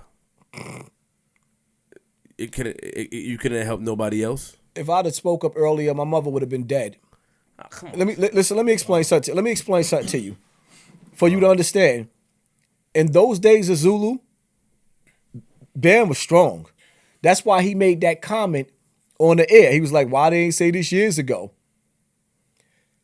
See, even to now, if I didn't expose Bam and I would have just killed Bam, my family would have got wiped out. Because people wouldn't you got to understand, you're dealing with somebody that's a legend. Mm-hmm. Bam is so strong right now. Ask yourself a question. Why is it that they raining on Bill Cosby, but nobody wants to touch Bam. I don't know. If you ask me, I don't know. Ask yourself, why is it that why it's more than that? Because the powers to be, Bam is down with this satanic cult too. He's down with a satanic cult, and every once in a while they decide who they want to spank. The government didn't spank Bam. Nobody, not a DEA or FBI, never came and talked to me or Ron Savage and said, "Yo, let us know about the rest of these kids." They never asked no questions. But Bam tried to throw us out there as agents. Talk about this COINTELPRO. They trying to take us down. You seen the video? I don't know if you seen the video. It's gonna be a war. It's gonna people that's gonna the clown Shep. He's supposed to. He's despicable. He's supposed to be from the Black Panthers. That's what he say. I'm an original member from the Black Panther. Nigga, you despicable. You lied for a faggot. And I ain't never seen him get no head from Bam, but you had to. Why you say you had to? Because you already know that he's a pedophile. Because the dudes that had the meeting with me at that meeting already told you he admitted to it. But Pop, even though he was doing the stuff that you still felt loyalty and allegiance to him, so that's why people may look at it like, yo, Pop, come on, my nigga, you was ready to kill homie that he that Bam Paul had his paws in his mouth. You know, I don't like, you know, I'm listen, not, you gotta understand something. But you gotta see how people say it. But your credibility is solidified. Listen, you gotta understand something. When you got people that think like that and act like that and talk like that, who puts a child through the hot seat? Who questions a victim like that, like you got to be wrong, even though you know this man is a pedophile? Nothing but a pedophile. Some of the people, like, let's keep it all the way funky, right? If 1 out of 3 little girls is being molested and the boys, they don't give you a number because they say the boys don't never tell, who's doing the molesting? When I post this type of shit up on Facebook, these type of posts, they get avoided. You know why? Because in every neighborhood, on every corner, you got a 30-year-old man fucking a 13-year-old. How many times you done heard a nigga standing right next to you say, if she's old enough to cross the street, she old enough to get hit? How many dudes you see after outside? After 12 is lunch. I heard after 12 is lunch, too. I never even heard that, but I tell you one thing, though. That's crazy. When I but when I hear a nigga say that shit in front of me, and you say it in front of me, I mean, you're going to catch the fade. Here you go. You want to fight, nigga. I'm not. No. Right? No. You being that way. You being real though. You giving what you supposed to give, but on some real shit, it's always fun and games until it's somebody else's daughter. Facts. You even got pedophiles sit up there and tell you touch my daughter, I'm gonna kill you. But you can touch everybody else's, right? Crazy. It's wrong. Let's keep it funky. When you sit back and you analyze it, in our community, there's somebody messing with somebody's child. So when you dealing with the dudes our age now, they feel like I'm not gonna touch this on Facebook because I done been with about 10 females that was underage. Right. And if I start talking on it, one of them might come out of the blue and be like, nigga, you got me. Yeah. You're right. You see what I'm saying? So this is the problem in the community. And then when you talking about this type of topic, you're going to see people get uncomfortable because you're going to find out in your family somebody got that you didn't know. And then you're going to find yourself hugging that cousin, that sister, and crying and wanting to kill somebody. You don't even know how many times I've been through this. I've seen this. In every family, there's a pedophile. This shit trickled down from slavery. So what makes you comfortable while speaking about this now? Because I know it took you some years. You had to, process and everything. But you know what it was? After I came out, I went through so much with so many people reaching out to me. Came out of jail tomorrow? No, like people just coming out talking about their stories. People in the foster care system being molested, telling me their stories. It was like I had to be strong for everybody else. Now it's to the point it's like there's nothing that you can do to me to break me now. For me as a man to admit that a man touched me is like that is the ultimate nasty. It can't get no worse than that. Now, nowadays, I don't know. I don't come from the generation where everything you got to say pause or no homo. Right. Even though it was gay shit going on behind the scenes. Nowadays, you see on the internet dudes talking about, getting your dick sucked by a man don't make you gay. No, it does. Facts. So when I deal with this topic now, And you see, when MC Shan came to me, that's one of my idols. But the funny part about it is you would never be able to tell me back in the days that I would take MC Shan over KRS-One. So wait, hold on. Come on, Pop, man, wait, man. I hate when you do this, my nigga. You jump, man. Slow down, nigga. I'm sorry. God, I'm sorry. Right, so Bam, so when it was going on, when he did all that shit, between you and Bam, how many times it happened? Like touching you and doing all that weird shit. It's man, I can't give you a number. That's okay. I mean, but it's years. Like a couple. It could happen. You asked me how many times it happened. Ask me how many little boys he touched. How about that? I'm gonna ask you that next. But I'm saying like it was. Yeah, I want to know a time frame. About like 3 years it was going on. 2 years it was going on between you and. I say probably about 2 or 3. Let's say 3. All right, bet. And then how many boys that you was aware that he touched? Oh wow. Half the projects. Literally half the projects, half of Bronx River, half of Bronxdale, half of fucking Soundview. Anybody that came through, like, you got to understand something. When you dealing with, let's say, for example, R. Kelly, you have a bunch of people that's attracted to him because of his popularity. Right. Because he could sing. Bambaataa had more than what R. Kelly had because he had an empire. Singers, dancers. Like you gotta keep in mind, you come to Bronx River, damn near every celebrity that been in that center. I done met some, you know what I mean? I done met a whole lot of celebrities in Bronx River. Right.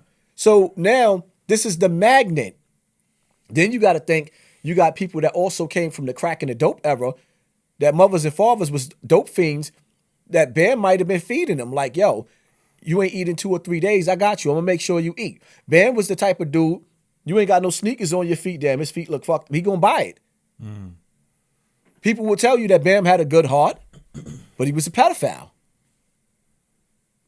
So now this is what you dealing with. You dealing with a man that's a magnet.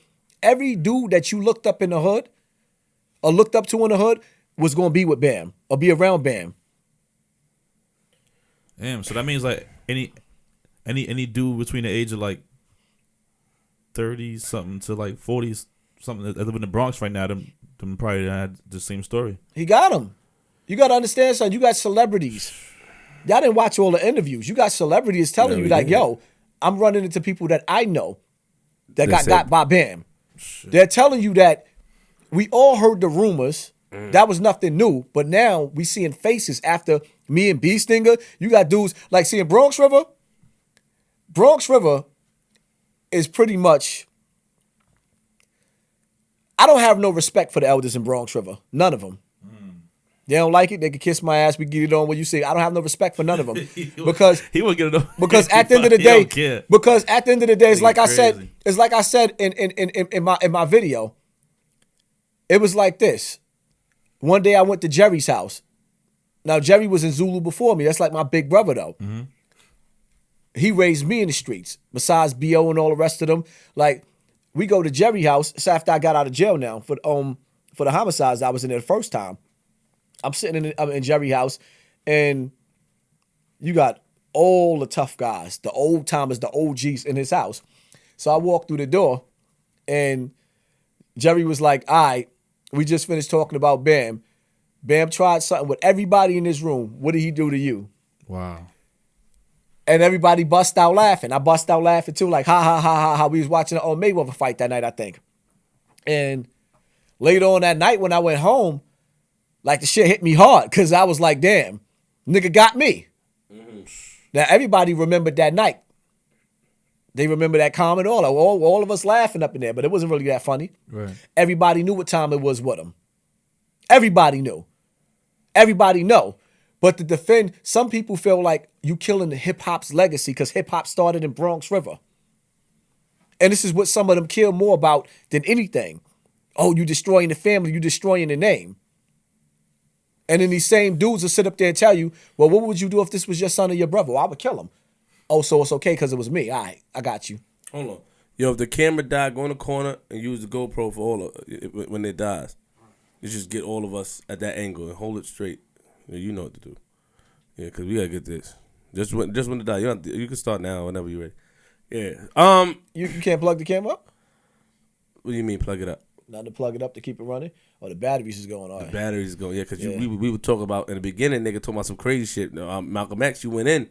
You know what I'm saying? You was going in. You know what I'm saying? But we got another GoPro in there. Yeah. Let me ask you, do you see all of us? Can you see all of us, Space? Yeah, I got you.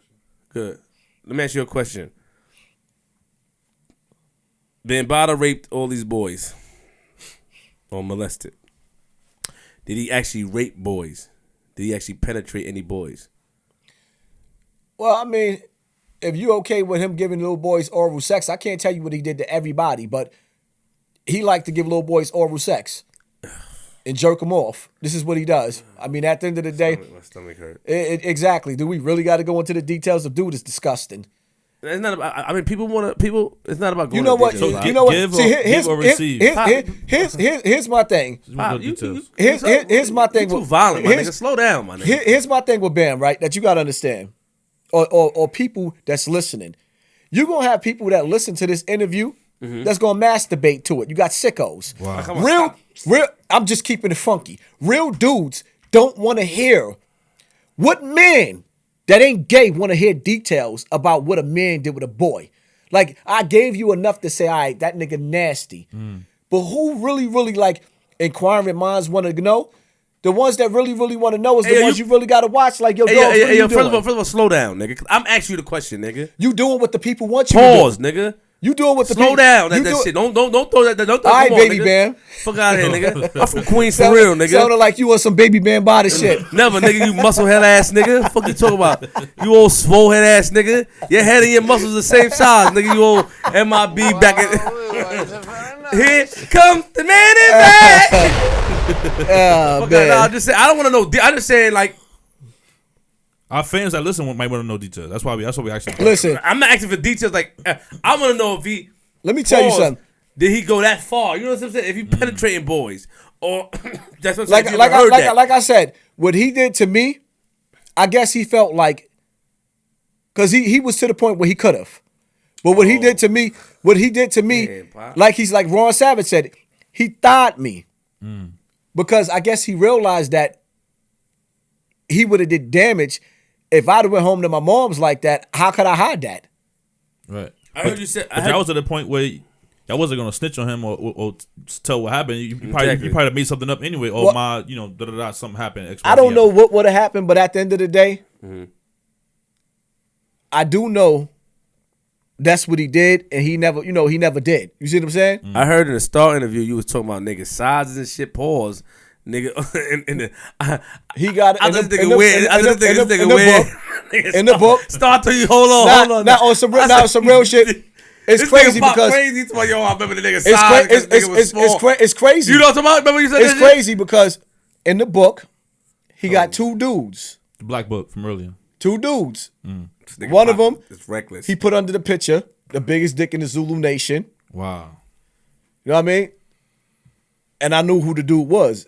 Dude that's older than me, like, you know what I mean? Dude that I would have said I would looked up to, strong dude. And then there was a dude in there that get busy. He seriously gets busy. He's a warrior, but he's younger than Bam, but older than me, probably about 10 years. See, it shows you the difference in decades. Like he got generations of us. So, and when it came to his picture of this specific dude, he put under this picture the littlest dick in the Zulu Nation. Yo, G. And You about to press the side effect? and What the fuck is wrong with you, G? What? It's quiet for him. and I I gotta say pause, no homo, but on some real shit. I ain't gonna lie. It's So when quiet, he showed bro. me the book and I'm looking, I'm like, yo, this is such and such. Like, wow. But what stood out, you don't really want to look at the book, but I remembered it because it was like, the nigga was rock hard, but I was like, damn. Yo, hey, Whoa. pop. You want the details, right? Pop, pause. Now you want to act like you want to pause now? Pause, nigga. Now you want to pause You now, all right? aggressive, nigga. Pause, nigga. And that nigga want to pause now, That's right? it. So you see know what I'm him. saying? You know him and you violate him. Fucked up. What's the nigga name then? Say his Nah, name. I'm not gonna do that. Exactly, to him. because you respect him. I love the nigga. Okay. And I understand that. You see what I'm saying? Like the first one, I do kind of want to expose him But I'm not going to do that to Why? him. Why? Whatever. I'm not. But you violated me for Malcolm X, nigga. I'm not. So my nigga, so my Malcolm X is a snitch. You put hands on him, nigga. Now, you know, at the end of the day, you going off for gossip. You're not going off for facts, number one. Number two, when you deal, like I said, when you dealing with a snitch, telling on the pedophile don't make you a snitch. Don't never put that out there. Got you. I don't believe it. Telling on the pedophile, Elijah Muhammad was labeled as a snitch by Malcolm X. Everybody says that is true. I wasn't there. Elijah Muhammad was sleeping, from what they say, he was sleeping with underage girls. Yes. And Malcolm X exposed it. But he didn't expose it at first. He exposed it after he had some. So Malcolm X was an enabler initially, right? Listen. Hold up. When he found out about it, he exposed it. I don't know the detail. Listen. You don't know that. But you know what you got to understand too? He got daughters. He got children. That's true. And right now, you might be disrespecting his legacy, and what you might be saying is not even fact. Who? You see what I'm saying? With Malcolm X. Nigga, I don't. First of all, what I said earlier, nigga. I don't think. I respect. I watched the movie. I respect Denzel and I respect Malcolm X, nigga. Let me ask you a question. Don't try to flip the script on me, when nigga. You talk to most people that come from that era, if you ask them if they had to choose, now, mind you, the one thing I will give to Elijah Muhammad, the same thing people give to Bambaataa. Even though Bambaataa compared himself to Elijah Muhammad, he said they ain't flip on Elijah when he did it. Why you flipping on me? You heard it. I heard it. You heard it. Oh, yeah. So now, but actually, who was Bam? And so now, when you sit back and you analyze this Messiah complex, I'll call it that, where you have people that turns their pastors, the Bambaatas, the Elijah Muhammads, until they're Jesus. This has become their gods. No matter what they do, is touch me not, they can get away with it. You would not be able, Queen's Flip would not be able to get away with what Bambaataa did. The first time niggas find out, they're going to roast you. Your head will be on the platter. My nigga, stop comparing me to Bam. Until you know.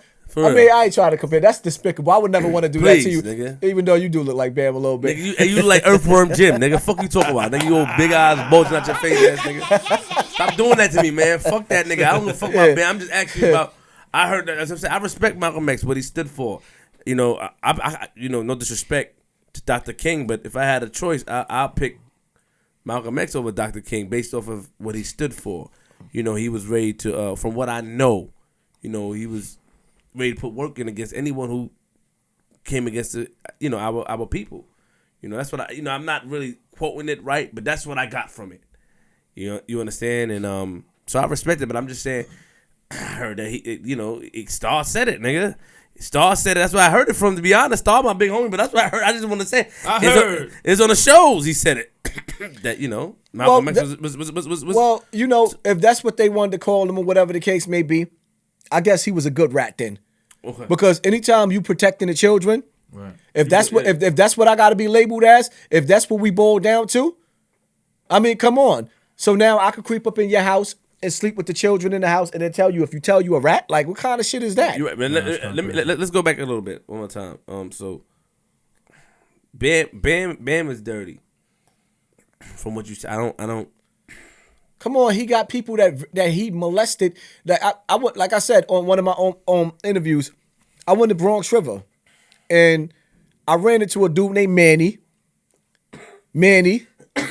Why you saying that? Manny. Why you saying his name like Manny that? And Ezekiah now, because I got to keep it funky. I have to. On this one right here, I got to. Manny and Ezekiah, right?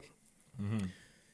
They have their own chapter, the chosen chapter, where both of them was molested by Bam. But at the same time, y'all doing security with the nigga right now. The cat is out the bag. Mm-hmm. And it's like my whole thing like this. Even down to the Zulu security or anybody that's holding Bam down. If one of the parents decided today, I just found out about my child, I'm going to roll up on him. If my mom's decided, you know what, I can't take this. I already know I'm up there in age.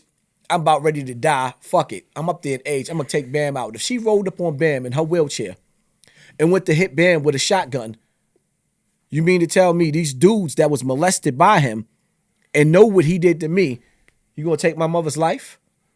And that's what I was faced with when I had that picture, and then the same day learned that he raped somebody in Brazil. I had to take a stand.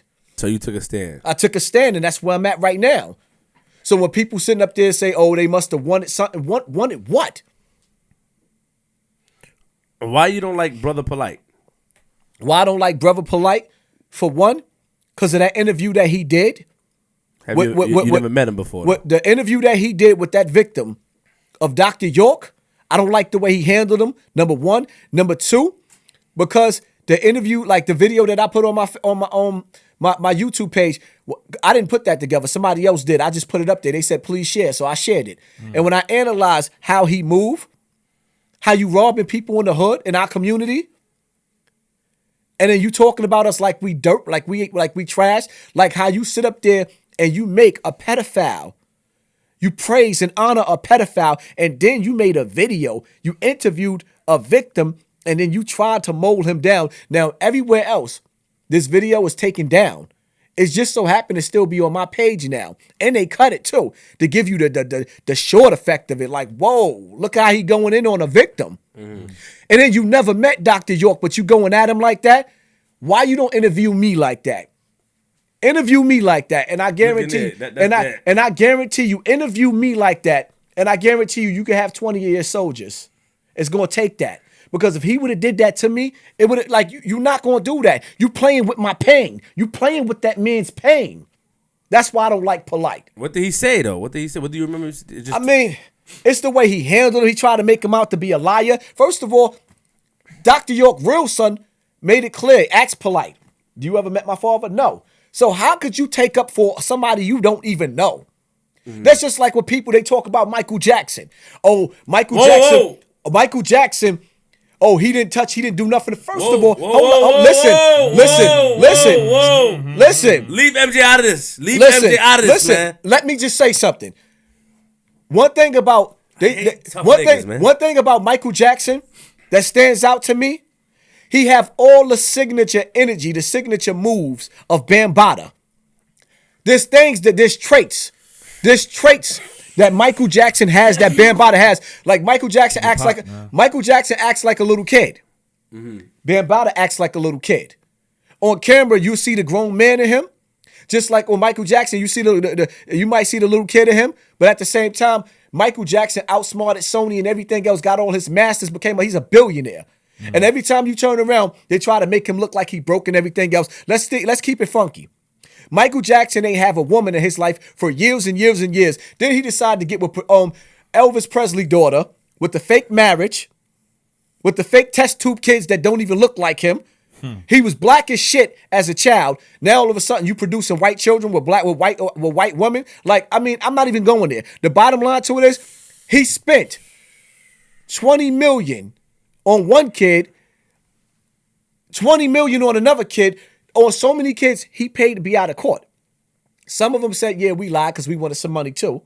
That happens sometimes. But the reality of it is, if I got to put up $20 million, that $20 million going to make sure you called me a rapist. You're lying on me. That $20 million is going to make sure your whole family die. You just called me a rapist, and I didn't rape. A person that didn't rape somebody, that's the worst thing you can say about them. It's going to make me angry. Right. That's how you know Bambaataa did what he did. Bam is in a position. He could have came out in the beginning and said, yo, they lying. Everybody would have believed him, depending on how he came out. He fumbled because he knew he was at war with his own family and he knew it was going to turn up. You're not going to make me out to look like a liar. But what he did was he let the Zulus called me an agent while he sat in the background and didn't do no interviews, didn't say nothing. And when he did speak, he only spoke on Ron Savage. They never brought me up. And the news made sure on Fox 5, they made sure they didn't even bring my name up. What do that tell you? He know.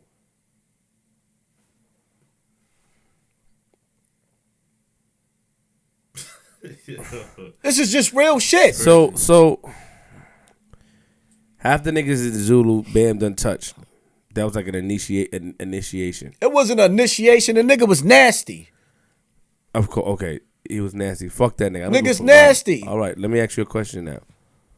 I heard that the Zulu Nation is trying to sit down with you. Let me tell you something. First and foremost, I outsmarted them with everything that they was trying to do. In the beginning, here it is. You had them marching with Ron Savage, right? They was just trying to basically quiet the situation down so they could get back to business. Okay. The more you talk about this, the more it messes up money. Now, you have to analyze, the big media never really dealt with this. But you will still have people like, for example, from what I understand, Beyonce was supposed to be doing a tour, and Bam was supposed to be on tour with Jay-Z and Beyonce. She shut it down. Like a 42-city tour. Yes. Shut it down. So now no more tour. It's messing up money. You want to get back to the business. So you have the Zulu Nation marching through Brooklyn Bridge. But yet some of these same ones, I get into an argument with one of them because one of them sitting up there on Facebook, social media, and he like, yeah, fake ass more dude, Ray Bay, bitch ass nigga. I get into an argument with him, and he says to me, would you beat Ray Bay up? Ray Bay? Would you put half these niggas? You'll fuck them up. Would I fuck him up? So I'm asking you. That's an understatement. I just want to show how immature you are sometimes. That's an understatement. Violence. Listen, let me explain something to you, because what the nigga said to me on social media was, oh, we already know how you got into the Zulu Nation, how you got initiated in. Oh, no. So now, this is my whole thing, right? I'm telling the story for a reason. I'm putting this out there for a reason. So this is what the Ray Bay dude says. And I get into an argument with him. Now you got the Rob L1 dude. This is the one that marched with Ron Savage over the Brooklyn Bridge acting like everything's good. Now you seen this man just come out disrespectful like that because he don't know me. He don't know no better. He don't know me. Or maybe he just bout that. We'll find out. So anyway. What you mean we'll find out? Nice. Stop talking like that, man. So anyway, so now we got the Rob L1 dude. He's out in the Long Island dude that's acting like he's advocating for the victims. Oh yeah, you ain't gonna talk to Ray Bay like that. You just saw what Ray Bay had to say. You should have told him like, yo, you don't do that. Like, this is the situation. You don't do that. Oh yeah, I'm moving with Ray Bay. Well, move with Ray Bay. Move with Ray Bay. You see what I'm saying? How old is Ray Bay? I don't know how old them niggas is. All I do know is they ride shotgun with Bam. Anytime you see anybody that travels with Bam, that's overseas with Bam, I don't care who he is. If you traveling with Bam, you fucking with him. It's going down. You getting head with him. He giving you head. Come on, stop. Bam like to drink babies. He like to drink the semen of little boys. What you say about Ray Bay then? Let's just we skipping him. You gonna put hands on him? What I put hands on him? Because I heard you put work in, so you put hands. That's you talking like you gonna put hands. I mean, at the end of the day, I'm not going to incriminate myself. I'm not even going to go there and say that. It is what it is. I didn't like the situation. You like what he said. I didn't like what the nigga said out of his mouth. All right. And at some point in time, we gonna run into each other. Say no more. May the best man win. It is what it is. Yo, so you speaking out now a lot. You getting real vocal with everything that happened back in the days. Are you prepared for the possible consequences that might come? I know you said back in the days Zulu was real strong. I'm not sure if they are as strong as they was before, but I'm sure them hearing the interview and hearing you speak out, they might want to come. Let me explain something to you. When I was born, I was sentenced to death. So there's nothing that you can do to me that's gonna happen. That's real. But what I will say is, may the best man win. Because I can tell you right now, I'm not playing. How many niggas you got problems with the Zulu now? Can you name them? I mean, all of them probably. I mean, let's keep it funky. Nah, how much you name them, nigga? Nah, I can't do that. Why? So because you asking me to indict myself. No, what you mean indict? Listen, there's certain shit you just don't do. To be honest with you, the only reason why because people will sit up there and tell you, and I'll tell you right now. Wait, hold on. Let me listen. I'm wait. Let me. Why would you indict? I'm saying like, we're not talking about violence. We're talking about how many people you have a problem with, meaning that when you see them, you want to talk to them face to face. I have a problem with the majority of them in New York City, period. All right, okay, answer my question. The majority of them in New York City, I have a problem. I won't say all, because they get mad at me, but there's still Zulus that's loyal to me. This is where I get all my information. This is why when they have their secret meetings, I'm always going to know what's going on, because they don't know. It's not just one of them. Right. It's not just one. So they're going to keep on putting me on point. This is how I got the conference call leaked out. I heard the conference call. Have you seen Bam since you started to come out with the No. One of us will be dead. What I told you about that? Listen, let me tell you something. Straight up, when he allowed them dudes to put me out there as an agent, you can't walk past me no more. But then if you do that, you're not doing justice. Understand something. For one, why you sitting up to listen me? to what Don't I'm saying, because I me. want the people to understand. Why you gotta sit up to me though, where bro? I'm coming from. When Bam decided This nigga's hostile.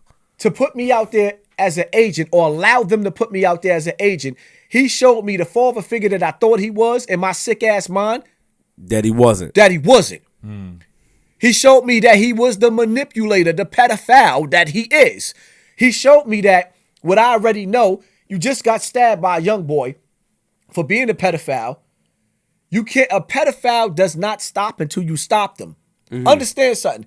His preference is young boys. Mm-hmm. The men like young boys. Mm-hmm. So therefore, he's not going to stop until we stop him as the people. Okay. If it's not me, anybody who see Bambaataa walking the street, all the people that's walking with him is responsible from stopping him, whether he go to Africa, Brazil, whether he go over there to Haiti, all these poor countries. Hey, leave Haiti alone. Leave Haiti alone. I'm not bothering them, but Haiti's a spot where people travel to kidnap children. It's not a joke. I'm not joking Just about like Hillary Clinton.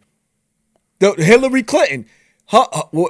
Clinton, she let the woman go. I forgot her name. That works for the Amber Alert. She got caught 2 times kidnapping children from Haiti for sex trafficking. And Hillary Clinton let her go out of jail. Was it sex trafficking? Or sex trafficking, yes. Let her go. Like, this is serious shit. So anybody in the hip-hop, it's like Uncle Murder. He did the yearly wrap-up, and I'm like, ooh. The only thing he left out of the yearly wrap-up is like, damn, ain't nobody touching Bam. That was the biggest story. How you leave out the man that's touching all the little kids? I mean, Suge Knight is in jail. He might get the rest of his life, and Suge ain't even Suge no more. Bam is stronger than Suge right now. He broke. He ain't got the army behind him. Ain't nobody would have been talking to Suge like that. But no, look at Bam. Who's speaking out against Bam? Shout out to Lord Jamar. Shout out to MC Shan. Shout out to Professor Griff. But shout out, you know what I mean, to the people, to stars like he's the god of this shit right here. The god. He's the god of this because at the end of the day, he had the balls to do what nobody else would do. Mm-hmm. But it's every rapper. If you're gonna be out there dissing, let's say, like for example, with my son and Troi Ave. All right, listen, we here right now. Troi Ave, Troi Ave, we here right now. Listen. Don't make me lose my thought. Don't make me lose my thought. If we gonna deal with the my songs and the Troi Ave, right? I understand. Troi Ave is doing some stuff that just don't add up to. My son was raised by he used to run around Xavier Williams from Sex Money Murder from Bronx River. I was raised by X, so I can understand my son might look at shit a little bit different. Like, nah, that we don't do shit like that. Troi Ave might have been raised by his crackhead mother. I don't know. I'm just saying I don't know. But the shit that he's doing. Yeah, we don't do. But what I will say about Troi Ave, he handled his situation, or whatever the case may be, he's doing it the way he was raised. No disrespect to Shorty. But what I will say is, who's more important to deal with? A Troi Ave or Bambaataa? Who's more of somebody that need to be on that screen that need to be dealt with? This man got way over 1,000 children that he molested. I could guarantee you that. He was raised by Dr. York, who was a cult leader who taught him how to molest. And this is passing down even through Zulus right now. I guarantee you, because first and foremost, what you have to understand when you're dealing with somebody that was molested, a lot of times people who are molested, they start to touch on other children. Mm-hmm. So this is like a disease that's passed. So you're going to tell me that this rapper could beef with that rapper. This one could call this rapper over here bozo. You could run down on this rapper over here. But nah, we ain't going to touch the Bambaataa shit. Why not? The whole community saying they knew about it. What makes it third party? So where do we go from here? Here's where we go from here. Because we put heat. Like with Nicki Minaj, once again, Bambaataa, anybody who protects a pedophile, especially if they rich like an R. Kelly should never make another dollar again.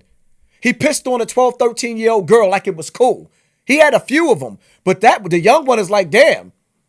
You peed on a video and then turned around and blamed your brother. Oh, it was my brother. It wasn't me. We look alike. Everybody seen the video. But yet we sit up there and act like he didn't do what he did. Bambaataa's running around still doing shows, and the money that he's getting is allowing him to go to these poor countries The reason why when he was up, he was rich, Bam got millions. Why do you keep yourself close to the hood? Because you could pay for a cab for these young boys to keep coming to see you. He's not going to the suburbs with this shit. You know why? Because the white people going to have you murdered. So you staying there and you manipulating and taking advantage of the hood. He keeps young boys around him because the young boys is going to bring younger boys around. Because it's cool. It's fun to be around Bambaataa. You might get to be on stage with them. You might get to see all types of shit. You go to the meetings and see dudes that you look up to. You might run into, like with me, he didn't have me backstage with all types of celebrities. It's like taking you, before Michael Jackson had a child, he had Neverland to attract all the kids. But let me ask you a question. If you was Michael Jackson and you got accused of the first child, wouldn't that make you skeptical and not bring no more children around your house? Right. But you keep bringing these white children.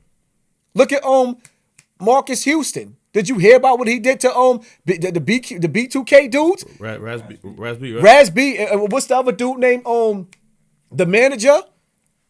Marcus Houston. Not Marcus Houston. Chris Stokes. Like, come on, did you hear? Like you boning these young boys? That was crazy. And this is what goes on in the industry. That's why when I see dudes trying their best to kick down the door to get in the industry, now everybody says that the industry, you got to get it on some homo shit to be up in there. Everybody says it. Everybody assumes that. Let's keep it funky. Everybody does it. Everybody tells the story. Just like the Doggy Diamonds, shout out to Doggy Diamonds, the interview that he did with I forget the kid name that was telling about what was going on in the industry parties, and how you being down, you walk into the party automatically to get in, you got a dude grabbing your dick. So you already coming through the door on some gay shit. The bottom line to it is, in this satanic system called the music industry, that Bam and Herc and them signed over to those Jews that's running it. I mean, you had the Zulu Nation. Why did you start hip hop and these people are controlling it? When you born in the Jewish community, the first thing they do, the grown rabbi takes the little baby and sucks on his penis. And then 2 months later, all over the news, you seeing that these rabbis are passing herpes to these little babies. This is facts. All right, I can't listen no more. Wait, time out. It's facts. All right, Pop, come on, my nigga. You want the real? I'm giving you the real. Give me real. Yeah, we can't water this shit down. Let's be funky. Child molestation in our community is real. It's either we gonna man up and own up to it. We gonna. I mean, come on. Every time. Actually, what's the next? What we gonna do? The first thing we got to start. The first thing we do is we bring awareness. No matter how much people don't want to hear about it, we keep talking about it. And I agree. Until we stop that man or make him so scared to where that, he just become impotent. He can't even get up no more. Number one. Number two, if the system ain't willing to deal with people like him, then we deal with him. Got it. Whichever way. You can read in between, whichever way. Because the bottom line to it is, ourselves, because listen, let me tell you something. When the community comes together and lynch somebody, they can't put us all in jail. Because we are our own jury too. They have to pick a jury of your peers. So we are our own jury. We're not going to convict us. We're going to bail each other out. It's time for us to get back to protecting our community. I agree. The number one thing that goes on, the number one silent killer of our children in our community is child molestation. Once you do something like that to a child, you destroy their brain forever. You take a part of them that they will never get back. And I respect y'all for touching on this topic because a lot of people do not have the balls. One last thing before we go. I think it's going on. It's 2 hours. Facts. Exactly. 2 hours. No, it's exactly 1:20 is 2 hours. One last thing before we go. X-Clan. The girl that's accusing X-Clan of... We talked about this on the phone, but I want you to get into details. We're going to end it on this and then with a message. Well, the girl that talked about X-Clan... She reached out to you, she said. She reached out to me. She reached out to Star. And, at first I'm skeptical because... You can have somebody reach out to you, give you a false flag, you put somebody on blast. Now they coming out like, oh, this never happened. This is a lie. Then it'll discredit the Bambaataa situation. what caught me with her was that, for one, Paradise, he was in communication with her. He sent text messages back and forth to her, admitting to this shit. I have the text messages. So that caught my attention. Have it where? I have it. Where? In my computer. As a matter of fact, I think I got some of them in my phone right now. But I'll send them to you. I want to see it. Yeah, I'll give it to you, definitely. See, and with Paradise, I don't know the brother. He called the meeting in Bronx River through somebody named Norma. He wanted to meet up with me, and supposed to have a psychiatrist there that wanted to sit down and talk to me or whatever the case may be. I never made it to the meeting, but a girl went in my place. Now, mind you, Norma and them supposed to be in the center. Why you never went to the meeting? I never made it. Norma and them was supposed to, because listen to what I'm saying. Let me talk. Norma and them pretty much. Yo, why you gotta be aggressive to me? Because you're gonna make me lose my thought. I don't want to lose my thought. Norma and them. Don't be aggressive. Listen. I have to be aggressive back. Norma and them. God. So now the nigga so Norma and them told me that they put it together, but I look at another flyer. The whole center went on a trip somewhere. They wasn't even going to be there. So now the whole center's cleared out. Like, all right, that's funny. Shorty gets there before me to come show support. I'm on the phone with her, and she was like, yo, there's only really like 7 people in there, and everybody looking at me funny. Then she hits me back. I guess I took too long to go. I'm like, this shit didn't sound right. Something told me not to. Paradise gets up in there and say, I knew he was going to come anyway because this is Bronx River. And, Bambaataa's my close friend. And mind you, she said, now it's like 20 police standing around the center. There's no children in there. There's nothing going on. Everybody went on their own trip. He's waiting for me. Why is there so much police there? Because y'all feel like I'm going to come there some type of way. You're going to try to get me pat down? I'm not worried about anything else. So when I didn't show up, now you talking about how cool and how close you and Bam is, and I knew you was going to show up. No, I'm stronger than Bronx River than Bam is. Fuck is you talking about? So now when you sit up there talking about you reached out, so I put him on blast and I blocked him. Now it just so happened that Paradise is in contact with her. He's admitting to all of this shit. Her being. And check it. When you listen to the interview, he says, Star asked him about her in the text messages. He said, whatever I sent her was between me and her, wasn't for everybody. I saw the text messages. You admitting to the rapes that was going on that you knew about inside your own circle. But what about Brother Jay? So I spoke to him. So now the thing with Brother Jay is that people pointed out to me is that Brother Jay was 18, 19 years old. She was 14. I'm not saying that that's right. I don't condone that, but that's around a close age area. So what I will say is that he doesn't get a pass because of some of the shit that was heard, but he wasn't that much old like the rest of them was. Do you think Brother Jay did it? Of course I did. Going off of what Paradise put there, of course I did. But even still, here's what I do also. I'm not going to totally judge them all the way. I'm going to give the victim a voice and let her be heard. And what we do from there is, if there's other victims that's been victimized or parents that got children around these dudes, they know to remove their children. See, the number one goal is to make sure if you know Ronald McDonald, you get the picture. Hey, what I'm saying. Watch yourself. You get the picture. That's a legend. Watch yourself. Watch I'm just giving an example. Don't bring him up. Just give an example. Bring somebody else up. All right, R. Kelly, he's on tape pissing on 13-year-olds. Any parent that leaves their 13-year-old around R. Kelly now, especially after Aaliyah, like, come on. Now sitting up there doing interviews talking about, we in places together, and he overlooking the grown. This is coming out. This videos on YouTube. Nas talking about R. Kelly looking at the little girls. He's bypassing the made up grown woman. He want the little girl with the ponytail. So if you know that's R. Kelly's style, then why let your child around him? So my number one thing was to bring awareness to a pedophile, expose him. Expose every pedophile to every child out there that might be being victimized. Tell. If you a grown person that have the person that's alive that's been victimized, Tell on that motherfucker because they never stop. As long as they dick get up, they still going to molest. Brother Jay said that the Patrice girl has to apologize in order for him to sit down with her. Ain't nothing to talk about. Me personally, I feel like there's nothing to talk about because if she feel like she said he did it and he's saying I didn't do it, you're not owning up to it. So one of them is a liar. And why you feel that she's not saying why you feel that she's not lying, that he's telling the truth? Because of what Paradise put in those text messages. That's why. Can you give me one example before we sign out? Because Star has the text messages. I gotta read it again. But Star, I'll tell you the same thing. I gotta read it. I don't want to paraphrase it. I want to give you nigga, word you been for word. paraphrasing all day, nigga. No. When it come to words, I'm not gonna put no words in nobody's mouth. My fault. You see what I'm saying? I can't put no words in nobody's mouth. But see, Paradise threw them out there. Paradise and when threw him under the bus. He threw him up under the bus. And when you listening, to the interview with Paradise, you could tell that he was playing both sides. I heard it.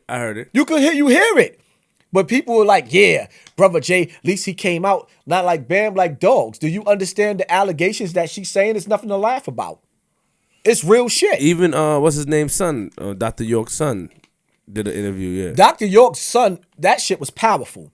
When you sit back and you analyze that, first of all, Dr. York been being accused of this longer than Bam. Number one. Number two, for him to sit up there and say, he telling you similar story as me. Yo, Dr. York got my friends. My father got my friends that I grew up with. That's real shit. Along with the evidence, the reason why Dr. York copped out, I'm going to tell you why Dr. York copped out. Because in his medical records, some of the kids that he molested, he gave herpes. And he didn't want that to come out and lose his followers. That's why he copped out. But the information still came out anyway. The district attorney still leaked it anyway. So that's why he copped out. So now you have a man that copped out to these charges, but the so-called followers, the conscious community, want to act like they drugged him. Oh, he wasn't himself. He was medicated. Whatever. On that note, can we sign out on that note? I mean, yeah. How do you feel this interview went? Because I know you had your concerns I feel like y'all dudes are champions for doing what y'all did because nobody else. Like I said, Uncle Murder did the wrap up. Come on, that's my man. Yeah, I love Uncle Murder is my favorite right now, and I hope he hear this. He will. He did the wrap up. I love Uncle Murder. He did the wrap up, but he left Bam out. You got to get him. You got to. He fucking the children in the community. So next year if he do the next year wrap up now, you got to get him, because at the end of the day, we don't give passes to pedophiles. No. I was hoping to hear, and I got to talk to Uncle Murder. Uncle Murder is my favorite. That's that joint with him at 50. Oh, my God. Did you hear it? Fire. I heard you a battle rap Statue of Limitation? Fire. That shit is crazy. I'm like, yo, Murder, you going too far now. That song is crazy, though. Shout out to Murder. But y'all can't let Bam off the hook. My son, shout out to my son. My son is out there advocating for the people, for Facts. Deborah Danner, to the people that's getting shot down by the police. But the one person you forgetting is Bambaataa. We don't let him off the hook. The nigga he fucking little children. We can't let him off to any of the, to any of the celebrities out there that's banging right now. If you fighting and you beefing with another celebrity, if you a gang member beefing with another gang, you hold that off until we deal with these pedophiles. Then we get back to that banging. We don't let these dudes walk through the streets like it's okay, with their chest stuck out, with their Zulu bead swinging back and forth, while your master teacher is fucking little boys. On that note, how my son say, got the same saying. I respect him for it too. If I condone sucker shit, that makes me a sucker too. Zulu Nation is condoning sucker shit. They condoning it. They standing by him with their chest stuck out and they beat swinging. All right. And you feel your concerns, we didn't make no jokes because y'all know you was concerned. You had a long talk with me about 2 hours before we came up here. Get it in, baby. Nah, I got no joke. Nah. You look crazy. You look ugly, but I'm just saying I have no jokes. Your head's swollen. But nah, I'm just joking. I mean, but did we do, I know you was concerned before coming on here. I mean, people would tell you not to come on Flip the Script. What y'all did should be followed. People should follow suit with what y'all did, because what you did was basically bring light to people in the community that's still suffering. people that has pains that's never going to go away. Children right now that's being molested, whether it be in their own foster care system, whether it be in a parent's house that's getting high, or just that hood bitch of a mother that don't want to watch her own children because she got to be at the club every other night, got to be with a different dude every other night, and she's leaving her children any and everywhere and not paying attention to the signs that's going on. So what you did right now was bring more awareness to an audience that ain't used to this. True. And some of them, this is going to punch them in their stomach. And they violated me. They said, don't trust us. Flip the script. Don't trust flip the script. Well, flip the script. There's some real shit. If you ain't never did no real shit in your life, what you did tonight was some real shit. Stop throwing shots at me.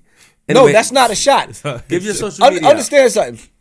Understand something. If you died today, your last act was actually trying to bring awareness and help to victims of child molestation. It can't get no realer than that.